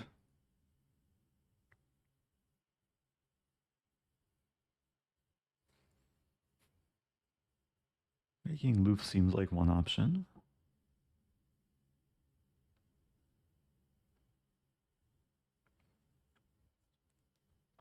I like the idea of rook b3 though. I'm trying to go for some eventual mating attack. Rook b3 allows queen e4.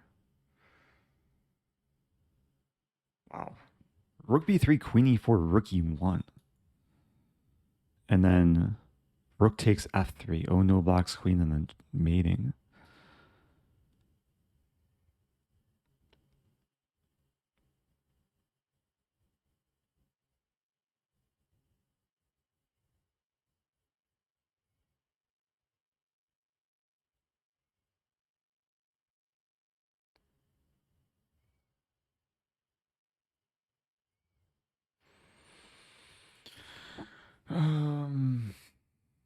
Again, everything should be winning.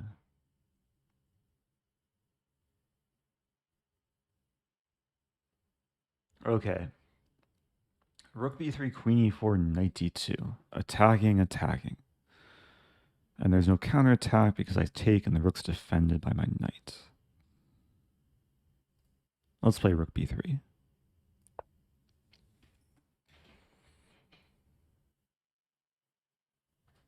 And requiring a lot of like detailed calculation here.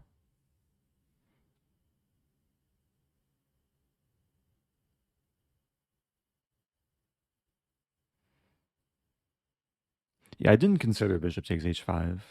It would give back a piece, maybe simplify a bit. But I want to keep this this situation because black's really tied down.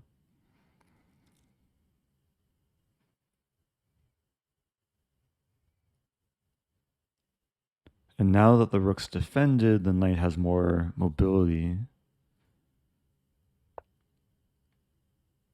But can I make use of it? A4 perhaps? There's knight h2 as well. Oh, there's rook takes b6, which I'll probably hold off on. So a4, h4, what do I do?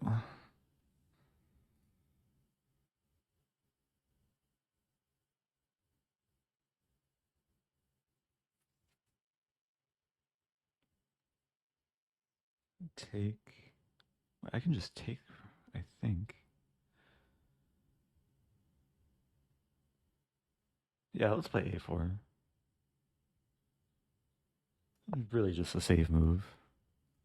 Having some insurance.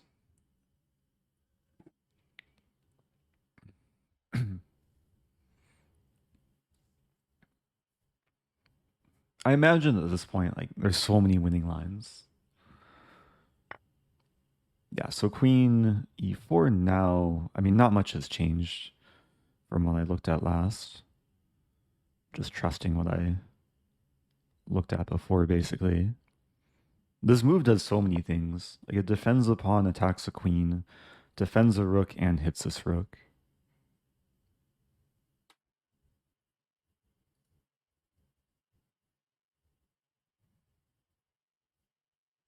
I guess the queen can just move back, though. What am I accomplishing? I thought that I'd have, like, some rook e1. Oh, I guess I do have rook e1. Yeah, queen goes back. I just don't want to take first, because that prevents rook e1. But after queen g4, rook e1... Can black defend with this move?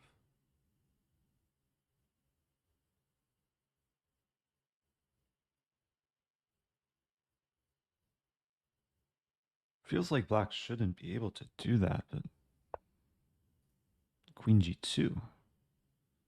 Okay, well now rook e1.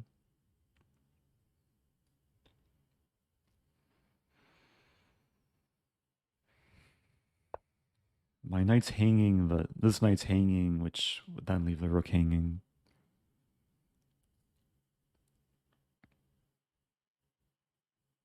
Why not rook e1? Oh, that's funny. I forgot about rook e1. I was calculating the whole line with my pawn on a2 from before. And if the pawn were on e2, there was this brilliant rook takes f3. So rook e1 was playable, I think. Maybe just simpler too. But okay, I'm still getting the same idea.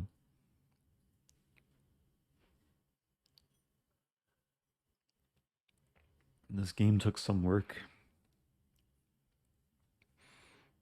Haven't played the King's Gambit in a while, but it was a fun game.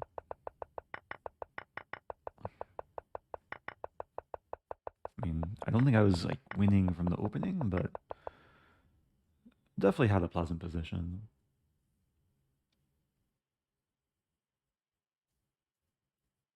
Yeah, how many King's Gambit players are there in chat?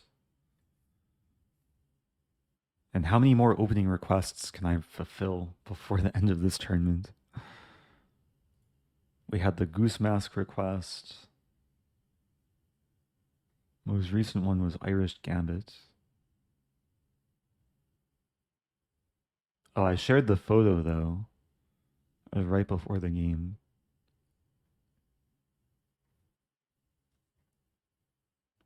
Marking this is complete.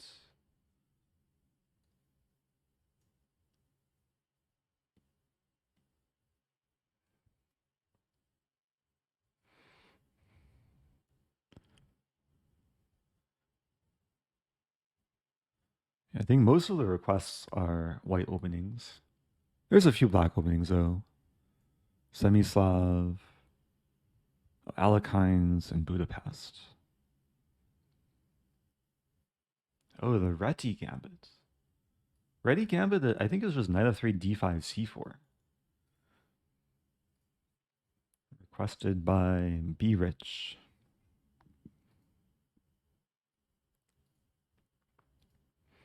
Oh, thank you, Hamuda. My last haircut was about a month ago. I just styled it a bit differently today.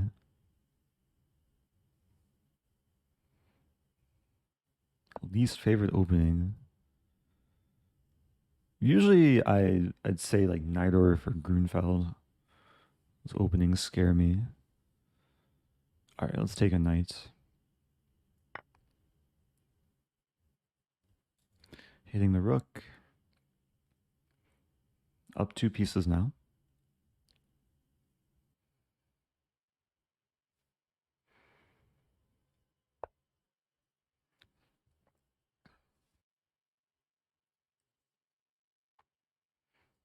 I'm just looking for the quickest mate. Here. King b7.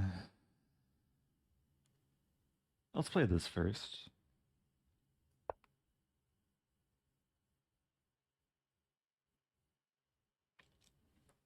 I mean, between the knight, queen, bishop, rook, and other rook, mate should be coming pretty soon.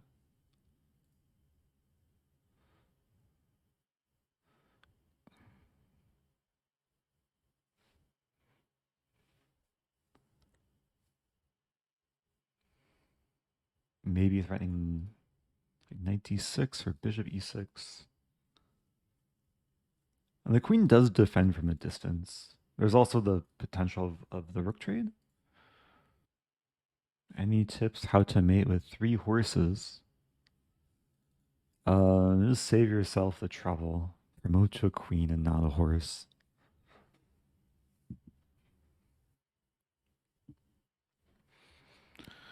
Why not check with Bish? The Bish was kind of being lazy. I'm reserving this for the future. And it's 1 jack, king b8. I'd rather the king stay here because there might be these checks. Like, I didn't want to provoke the king to a more safe square. Even though, like, everything is still winning. It's just a matter of technique. Yeah, now there's ideas of, like, sacking the knight and checking. And, is it force mate? It's close. Getting really close.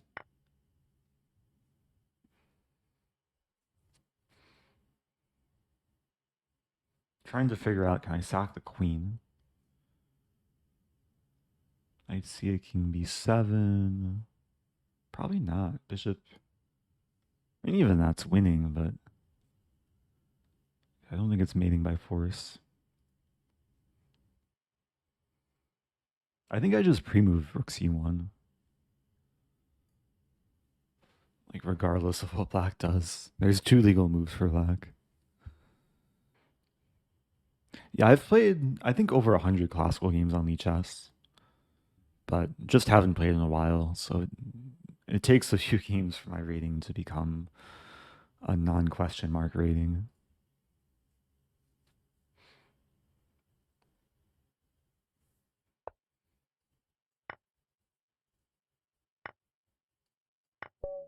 Okay. Gain 3 points. Let's go.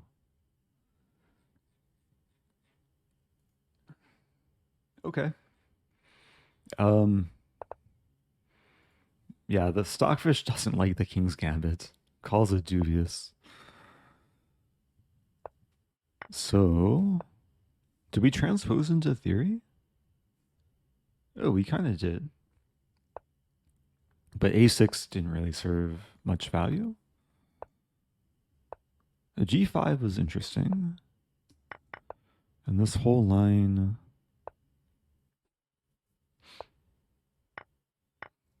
Oh, I'm worse here. Or the engine is just confused. Oops. A new game started.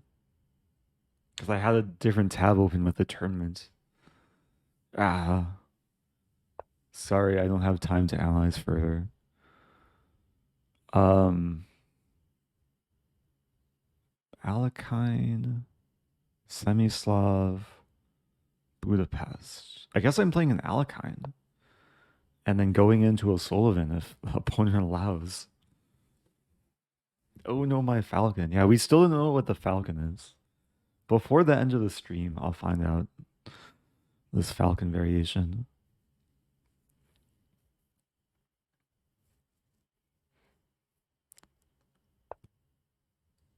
Okay. I've not played the O'Sullivan in a long time. It's also objectively a questionable opening. B5. But it leads to like very sharp, weird double-edged positions.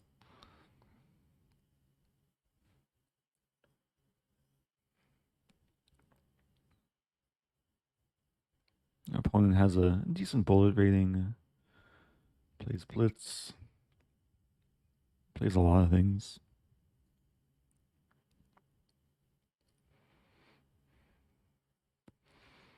Yeah, the main move by far is d6. It's like a more standard Alekhine.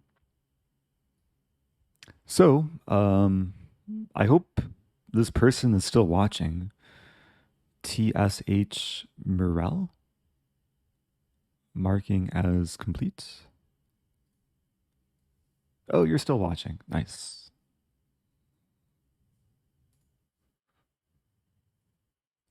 Yeah, the cool thing about the O'Sullivan is if white plays d4 on move 1, you could transpose into it by playing b5, e4, and knight f6. And people are most likely to play e5, knight d5. It's a direct transposition. So opponent taking a lot of time. Oh, our ad's playing. Maybe the opponent is busy watching the ad. What to do? Any tips for an over the board tourney? I was giving some like basic advice earlier, like don't burn yourself out beforehand. But it's important to try and optimize your physical and mental form before a tournament. Especially like the week before, a few days before, like make sure you're eating well, sleeping well, exercising consistently. That can make a big difference on just your ability to focus for extended periods of time.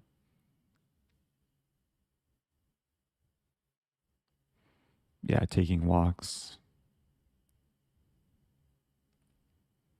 So a big part of playing good chess is being able to be in your peak mental form during the chess games that matter.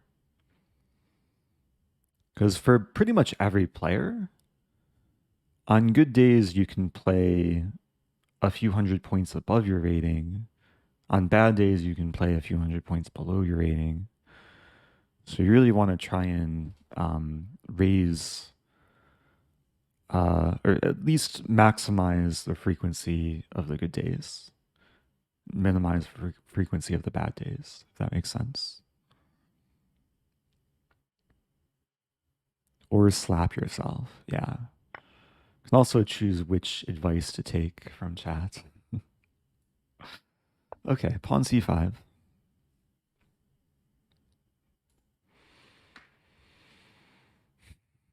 So, still opening prep. I made a video about the O'Sullivan a couple years ago, maybe more than 2 years ago.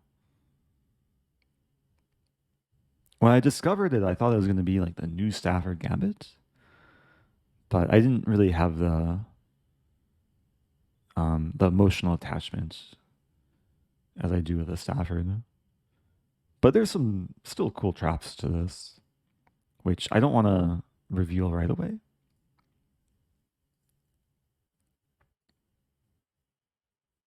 Oh yeah, Vampire Chicken sharing the O'Sullivan video.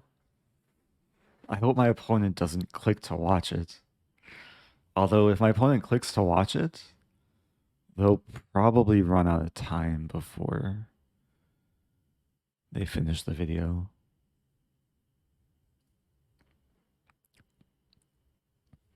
But yeah, we're creating some chaos. So bishop c4 can be met with this move, right? Wait a minute. Here, here, here. Here, here, here, here, here, here, and then there. Okay. There's already some funny tactics.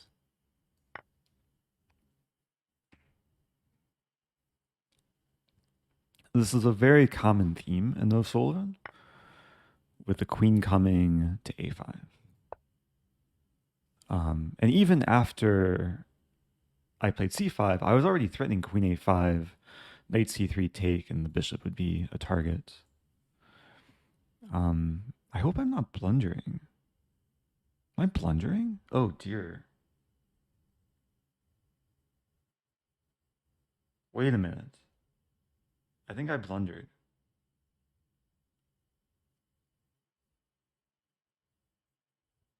Oops. Wait, how bad is this?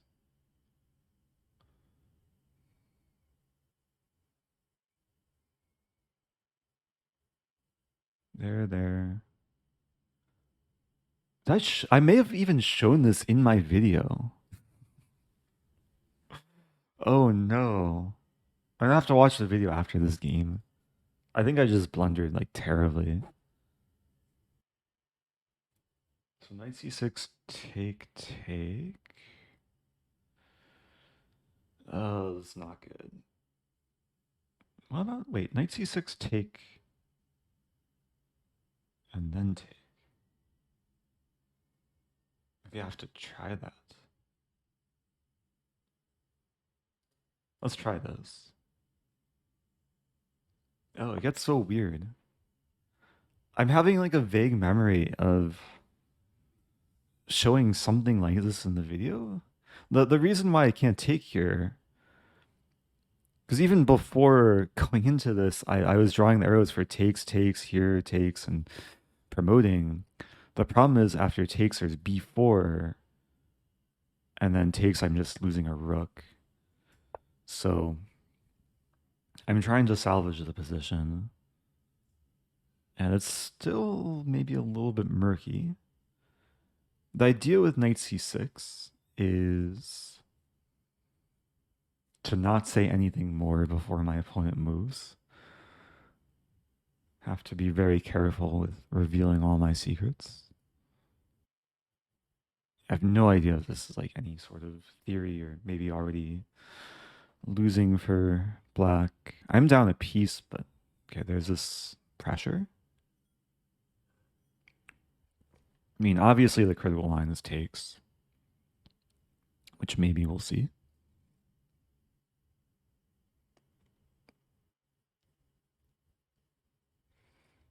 Or maybe takes here. Takes.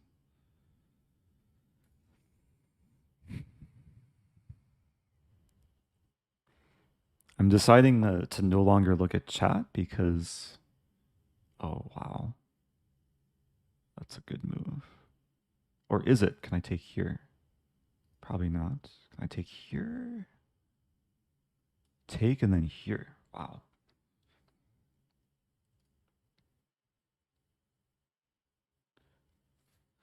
Yeah, I'm not going to look at chat for the rest of the game. Like, this is getting very, very serious.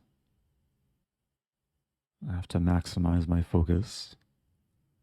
This is maybe playable. Like takes, I lose f7. Many openings when you lose f7 is checkmate, but in this case just king d8, and the king seems maybe kind of safe. And I win back the piece. I have a terrible fear that I'm like overlooking something simple. But also, like, if this move, okay, so with that, I have queen c7. I don't think I can take because takes, and takes, king d8, takes. I don't really have anything. So I guess either queen b6 or queen c7. Queen b6 walks into a tempo move.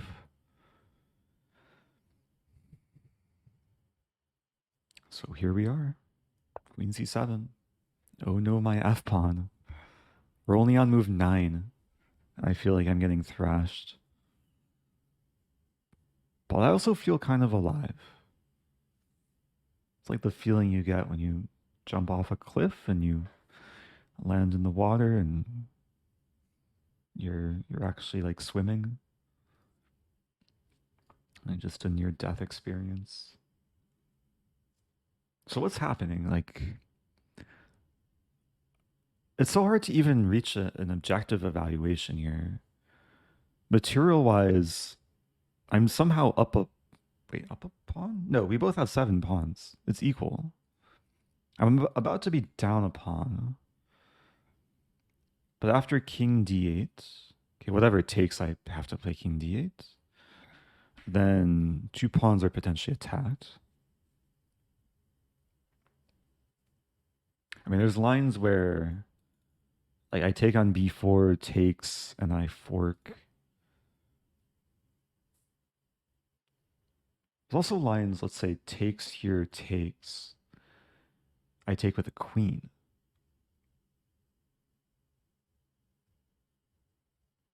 Ooh, it's a cool position.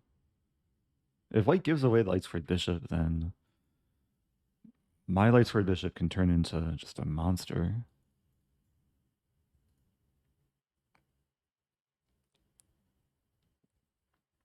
Maybe I just go for like the g5 thrust. Get the dark squared bishop involved. Thank you, Queen Rosemary. Hikaru would be proud of your arrows. I'm doing my best. I mean, every arrow that's drawn needs to have a purpose. Except these arrows are kind of random. But these arrows... And the hope is someday to like get queen f1 or queen e2 checkmate or have my pawn promote. Queen c2. Okay, what if queen takes c3? Then probably e6. Yeah, so many lines where these pawns become targets. It's crazy, but this might be the last game I play that counts for the tournament.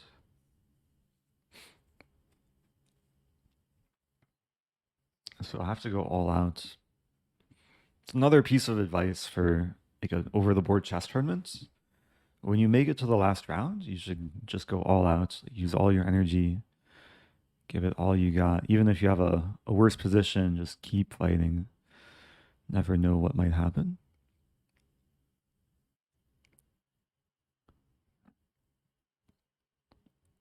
And it's possible white won't take on f7. Other moves exist. But, I mean, if I get the chance, I just want to take. Attack the queen, defend the pawn. Eventually save the rook. I'm so curious to watch the O'Sullivan video after this game. Watching it during the game would be questionable from an ethical standpoint. But we've probably reached the position that the video doesn't really touch on.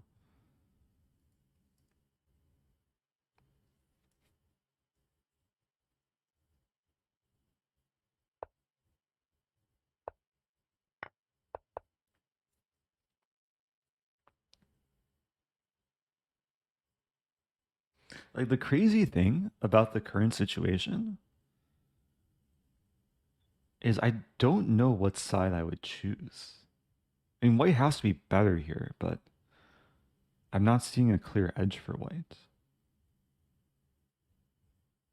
Like every line is just kind of chaos. Especially with this pawn on c3.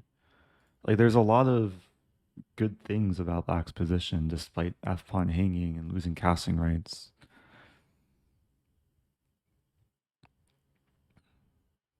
And it's clearly burning a lot of time away from my opponent. So what if bishop f4?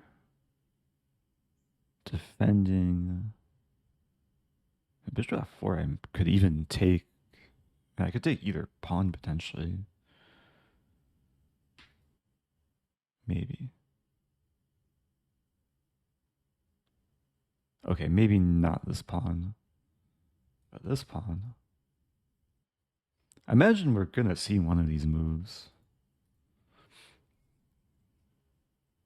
As move 9, opponents use more than half their time.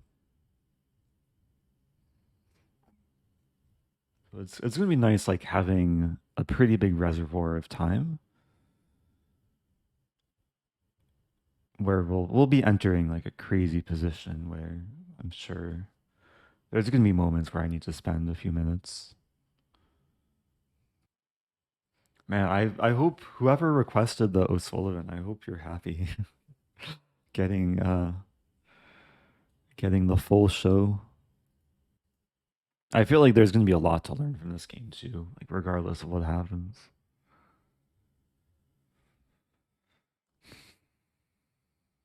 What if my opponent just flags? Takes another 7.5 minutes. Hey, it's the Gensh. Yeah, we have maybe if you weren't here earlier, I enabled the channel point redemption for opening requests. So I have a list of opening requests here. I did play at Ponziani though. It was one of the first games this tournament. Yeah, that's a very normal looking move. I mean, the two moves that come to mind are this and this.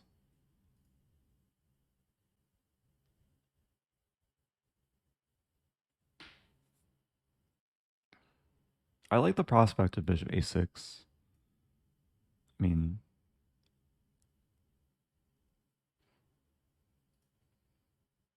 knight b4, I should at least consider.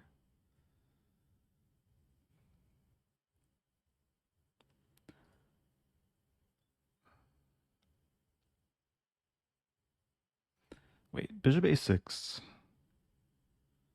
White can defend with some rook b1 or a3. But I also like the fact that it gives my king a square. So like bishop a6, rook b1.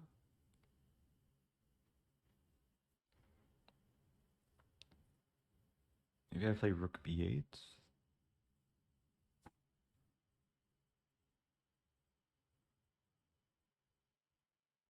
Yeah, let's and gotta develop somehow. So rook b1 would threaten b5, but rook b8's multi-purpose. Restricting b5, getting off the pin, so I can mobilize a knight, hitting the pawn. Like I was also imagining lines where I play e6, allowing bishop g5 check, and then king c8. The king should be reasonably safe here. And yeah, black is also ready to develop the dark squared bishop. Okay, so some time advantage.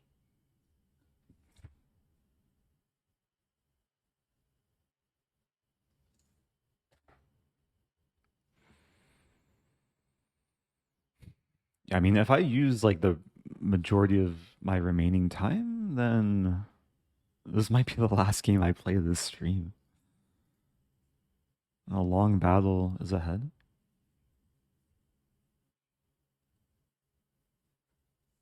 At some point, my opponent will have to like speed things up.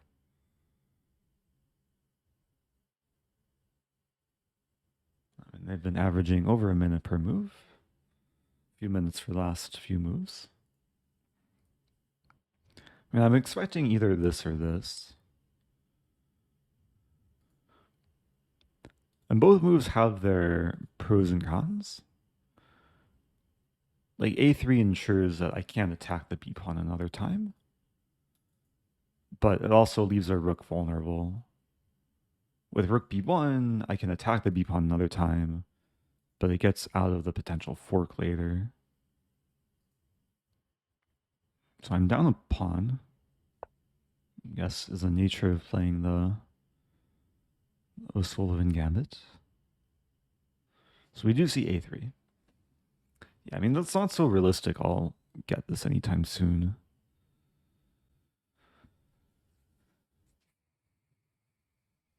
I think I still want to play rook b8. Getting out of the pin. Although I should consider this move. Wait. What's the concern with knight e5? So I hit the queen and I threaten to take the knight with check. So even with queen f4, I take with check. We could trade. So take is seemingly good for...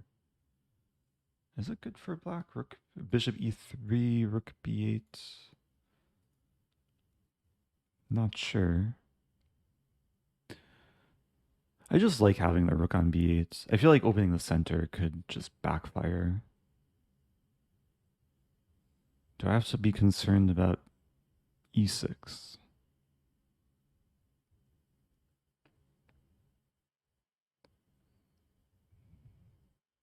Maybe. But e6 and queen d6... Oh, it gets so messy. Okay, let's start with rook b8. I don't think e6 is a huge concern.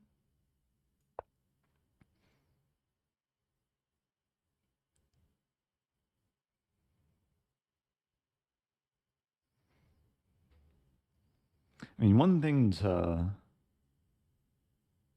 always be looking for is how to get my queen to e2. The queen wants to get to the white king. But it's kind of like a maze. Like, you have to find a route that doesn't hang the queen. So this would be the quickest path that's safe. But there's also lines where, like, I play this and then move the knight somewhere and then queen c4. Because with e6 I cut off, like I chase away the bishop and I cut off this attack or defense. I guess there is bishop d3 potentially in these lines.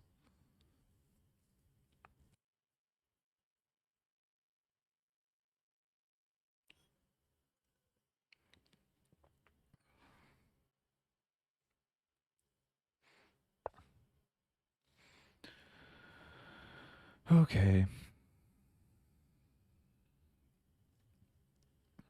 Bishop e3. I mean, it's possible.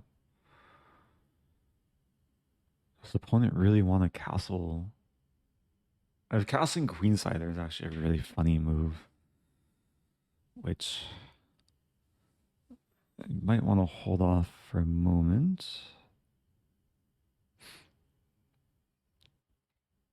I play like g6.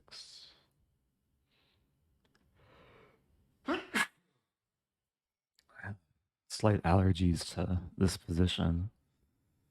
It's just so new that it's hard for my system to take it. Yeah, there's no way white's about to castle here.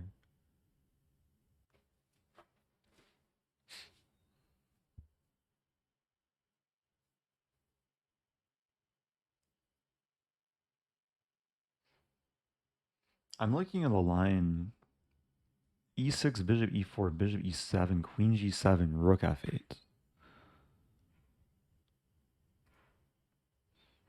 I'm not super fond of it.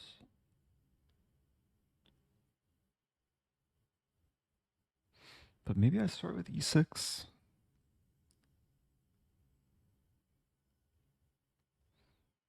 Wait, why am I not looking at e6?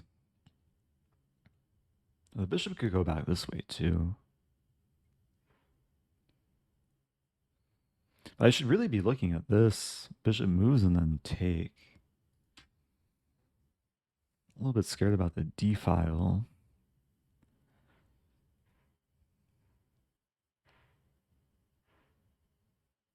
But okay, how else am I gonna develop the bishop if I don't play e6? Like g6 doesn't really do anything.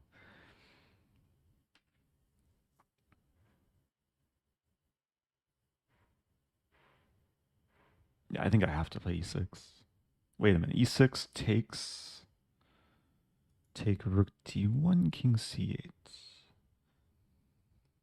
Queen e6, king b7 should be fine. I mean, there's also one check, which seems harmless. Man, what a position. Oh, there's also bishop c6 in this move. I think I have enough counterplay.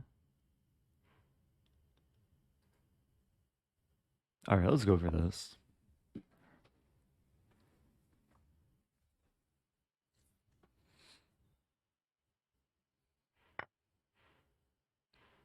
And that move came so quickly. I missed something. So here, rook d1. Even queenside castling is a playable move. King here. Queen e8, king b7. Oh, I see what I missed. Oops. Okay. Might have to treat this as another gambit. Oh, that's not good.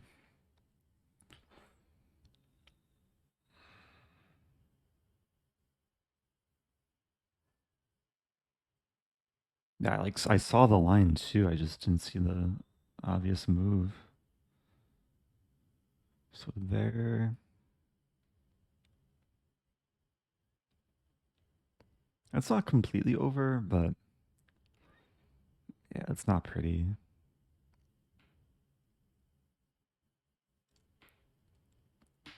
So it's a question, like, do I want to go into this line or do something else? D5 doesn't really do anything. And the problem is if I play this, there's still rook d1.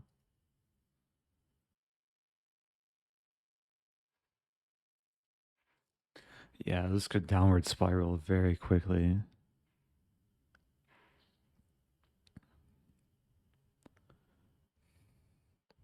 What about king c8? Doesn't really work.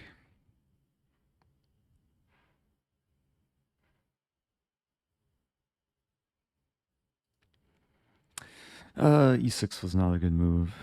Maybe it was already difficult though. So, what about this move? At this point, I'm just trying to cut my losses.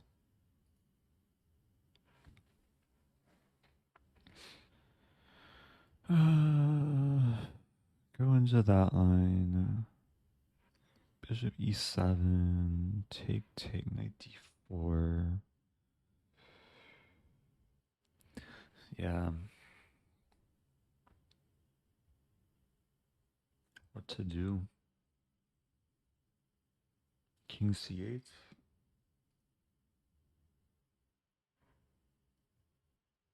Doesn't really help though.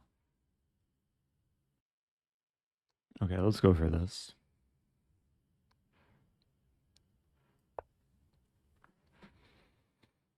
Everything looked losing. At least this does give white some options. And maybe more room to go wrong. Yeah, that's a great move though.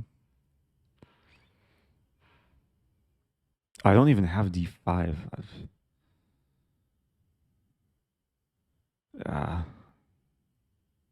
Yeah, the problem is after takes king b7, rook d7 was what I initially missed.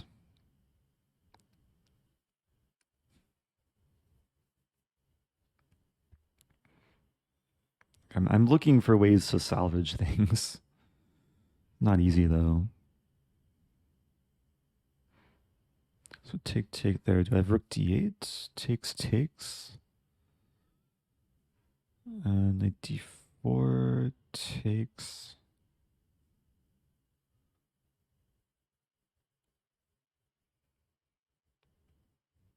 Man. It seems so close to being salvageable. Like, not quite. Bishop e7.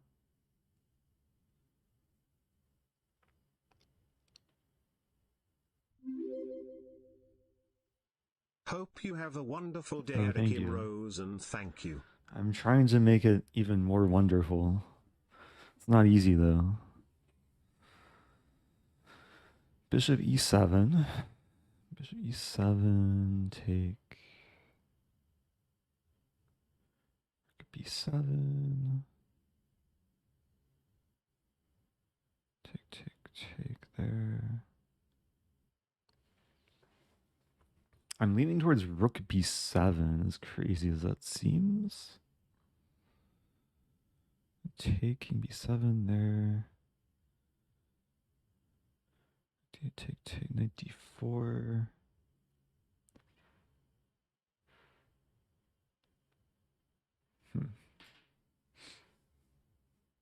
What about bishop e7? All these lines just don't work. Like, white has too many resources. Knight d8. I'm gonna have to sack the queen. It's just a matter of how. Wait, do I have knight? Wait, knight d8. Take there. No, that doesn't work at all. Bishop e7. Still searching. Take.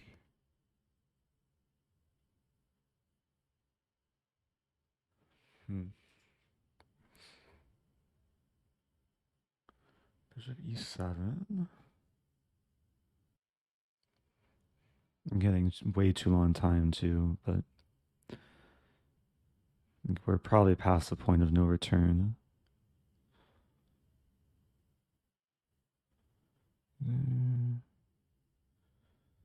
Okay, let's actually have one idea. Oh, but that gets mated.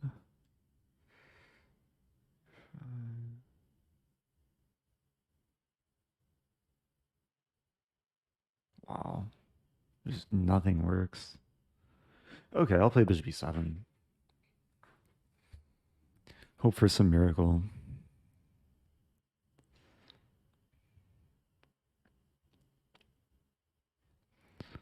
Opponent, yeah, has pretty good bullet rating. Blitz, okay. Really gonna need some help on the clock.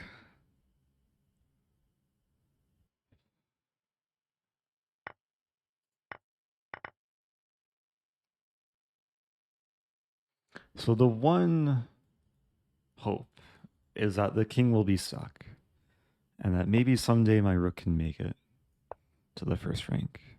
Not likely, though. That move I wasn't expecting. Rook d8. I was way more scared of knight d4. Let's play rook d8. Just blunder checking.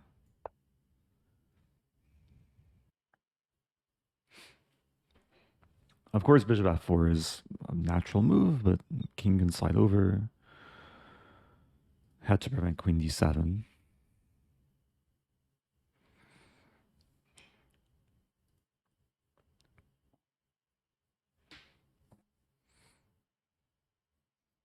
And of course, I have to watch out for these ideas, but the queen's attacked. So maybe some compensation now. Not easy for white to simplify the situation.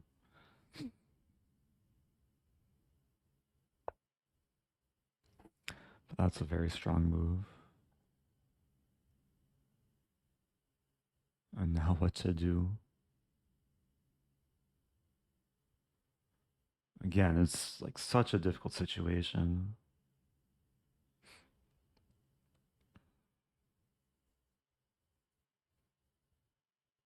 Like, this almost works, but bishop f4.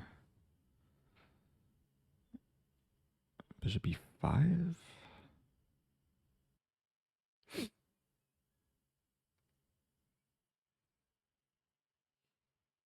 Hmm.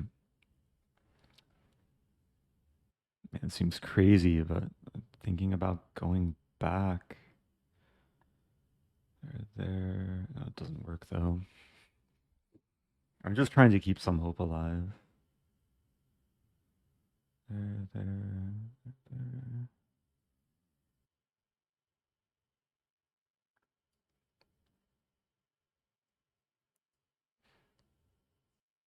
Maybe bishop d6. Bishop d6. There.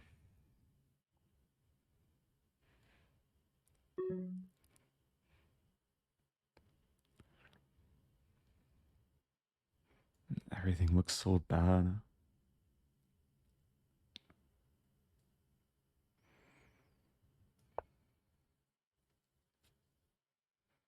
So I'm preventing bishop f4, which was an issue in a lot of variations.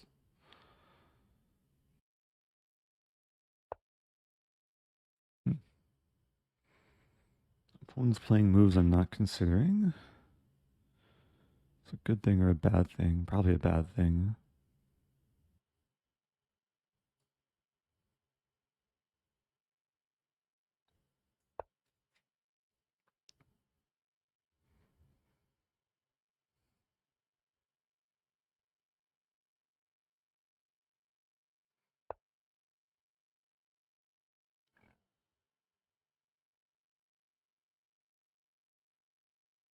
Like almost rook b8.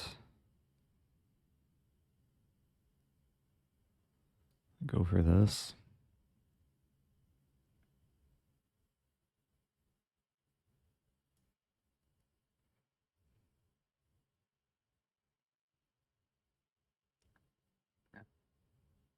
Maybe this.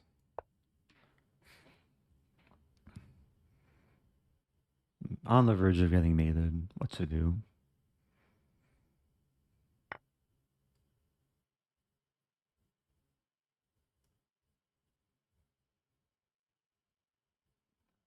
Knight d5. I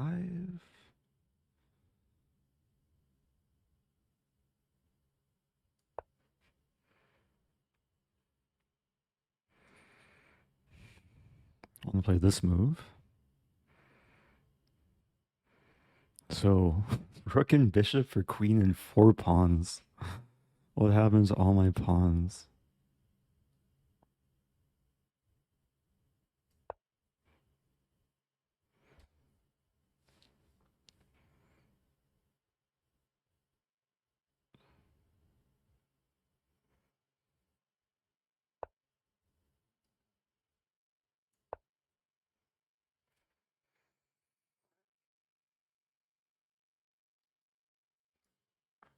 Now queen and 5 pawns.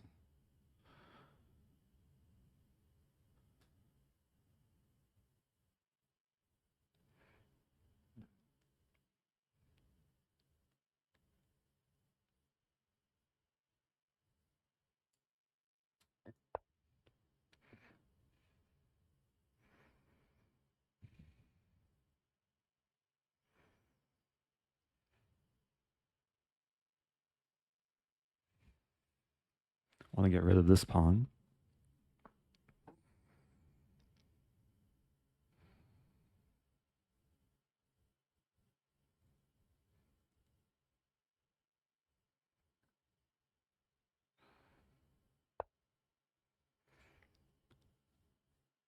What to do?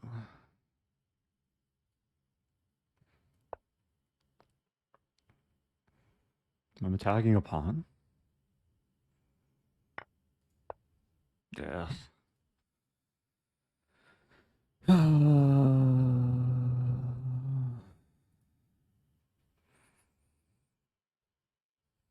Queen and 6 pawns for rook and bishop.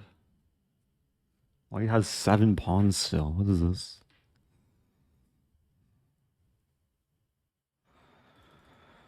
Still attacking g2.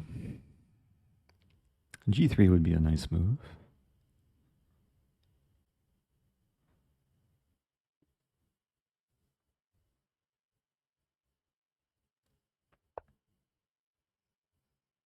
Ooh.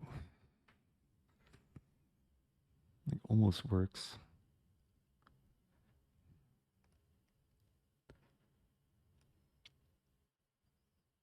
Hmm.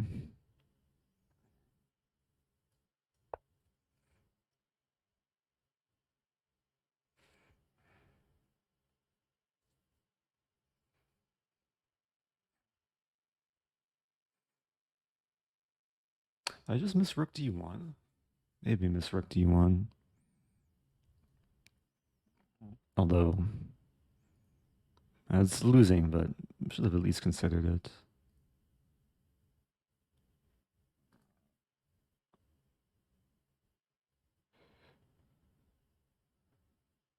Ideas to meet this with this. Okay, now Rook D1. There's also taking. Taking actually looks better.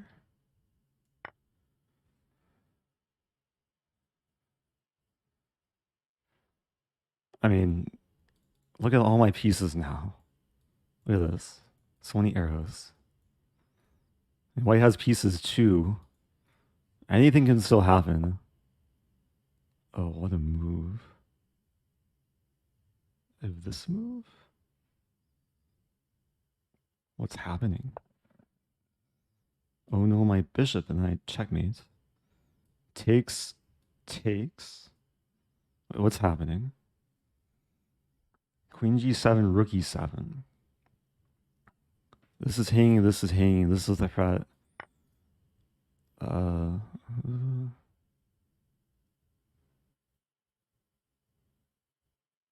a move.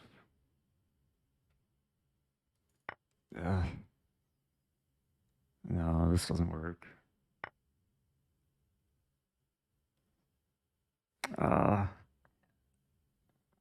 Try this.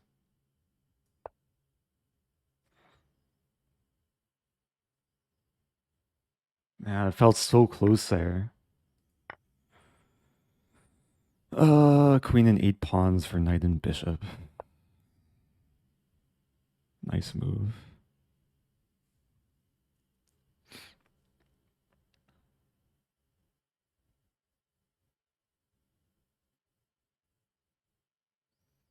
Yeah, it's over.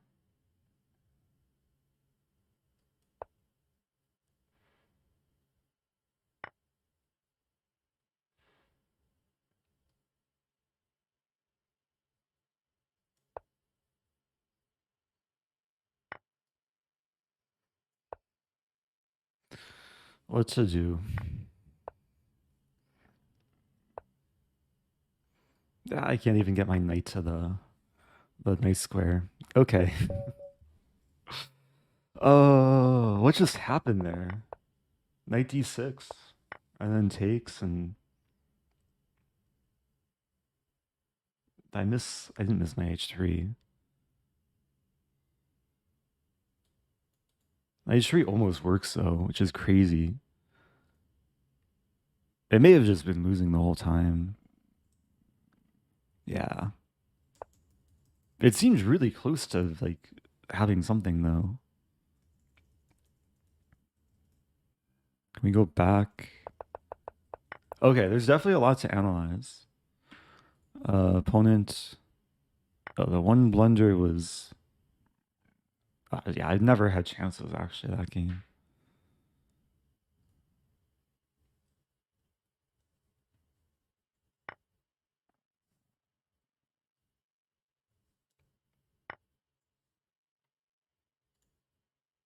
So Queen F3.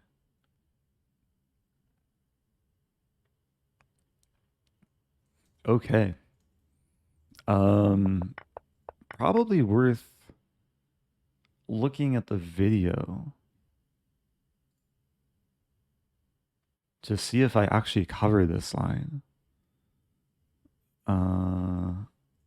Let's see. User Vampire Chicken. Vampire Chicken shared the video at some point. Here we go. Okay, so I am really, really excited. Okay, I'm really excited to watch this video. Because it's going to be a Gambit video, a trap video, and it's going to be on an opening Counter trap. for free. Let's say a black takes it. Now in this position, it looks like white can snag the rook. However, that would just end tragically after. Okay, so I showed D2, bishop d2, black can promote to queen, win back the rook. Wait. I don't want to give too many clues, but feel free to pause. Oh yeah, this is white to move. So basically, we got this potential line. After knight c3.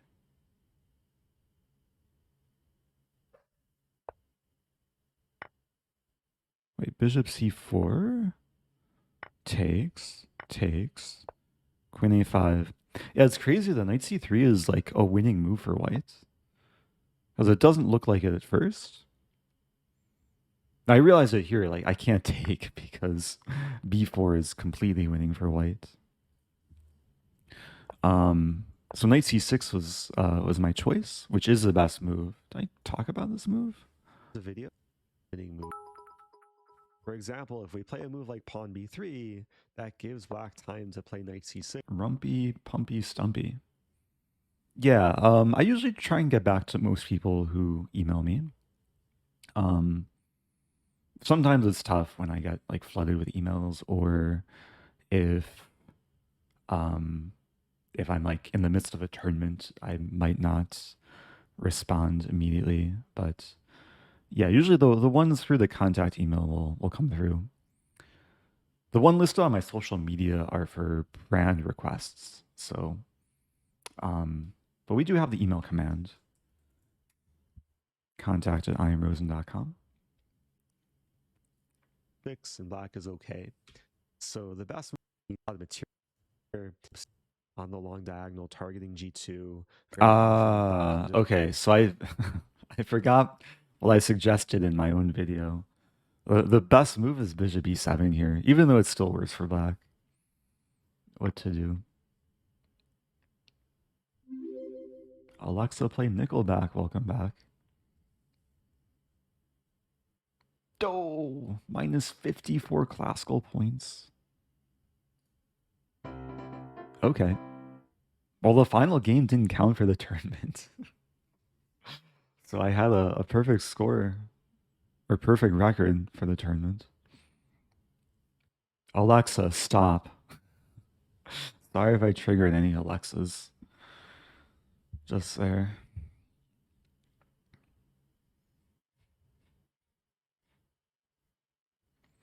Okay. Yeah, that was still a fun tournament. A fun final game.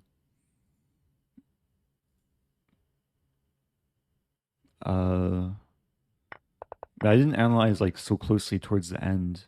It really felt like I was close. Like, I should analyze rook d1 immediately. After rook e1, rook d1. Queen takes e7. Yeah, the problem with this line, I win back the piece, but I'm down, what, 5 pawns? Even if I win like g2 or e6, it's not enough. How many subs do we need to gift you to grow out the beard? Maybe I'll like start a sub goal. If we get to 2,000 subs, maybe I'll grow out the beard for at least a week. I didn't see the new chess bot. Sounds interesting. Will the opponent have found queen c7? Maybe. It's a simplifying move. There is also queen b4. Yeah, basically the queen has to, like white has to defend against this threat. So knight d6 also apparently winning. Yeah, it's the problem with being down so much material. Like so many things win for the opponent. Yeah, I'll probably play the title arena tomorrow. I usually try and uh stream those.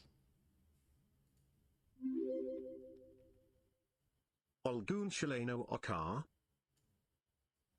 No hablo español mucho. Lo siento, por favor. Я хочу играть в шахматы. Wait, that's Russian. What to do? Oh, nine mein Dama. Too many languages to keep track of.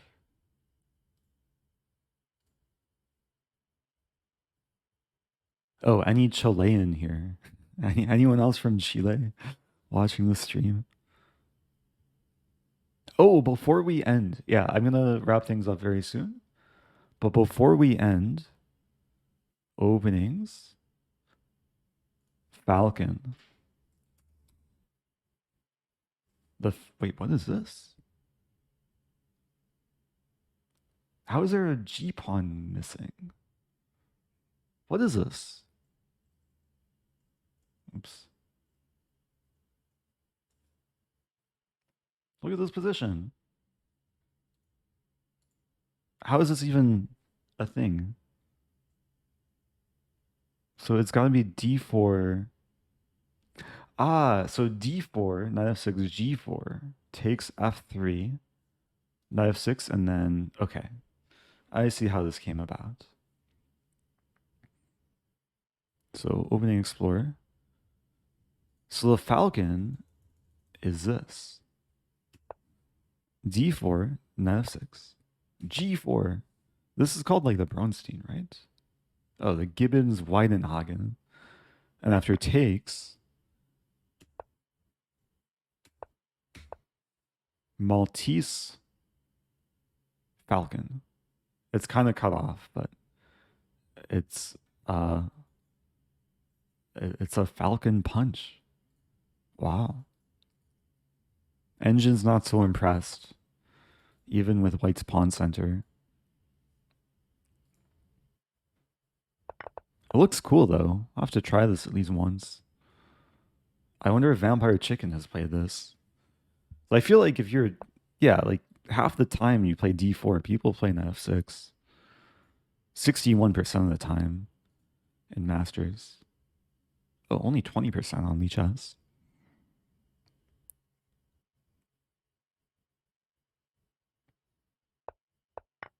Yeah, it's too dubious for master level play. It's been played over 5,000 times online.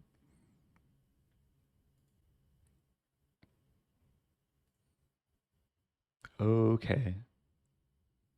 So, I'm wrapping things up. Thank you everyone for watching.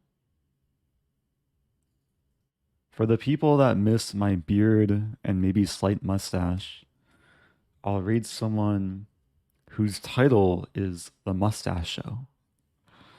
So send some good vibes. I think he was also streaming the classical arena. Art Vega has been streaming for almost 5 hours. So yeah, send some energy. And I should be back tomorrow for the Blitz title arena.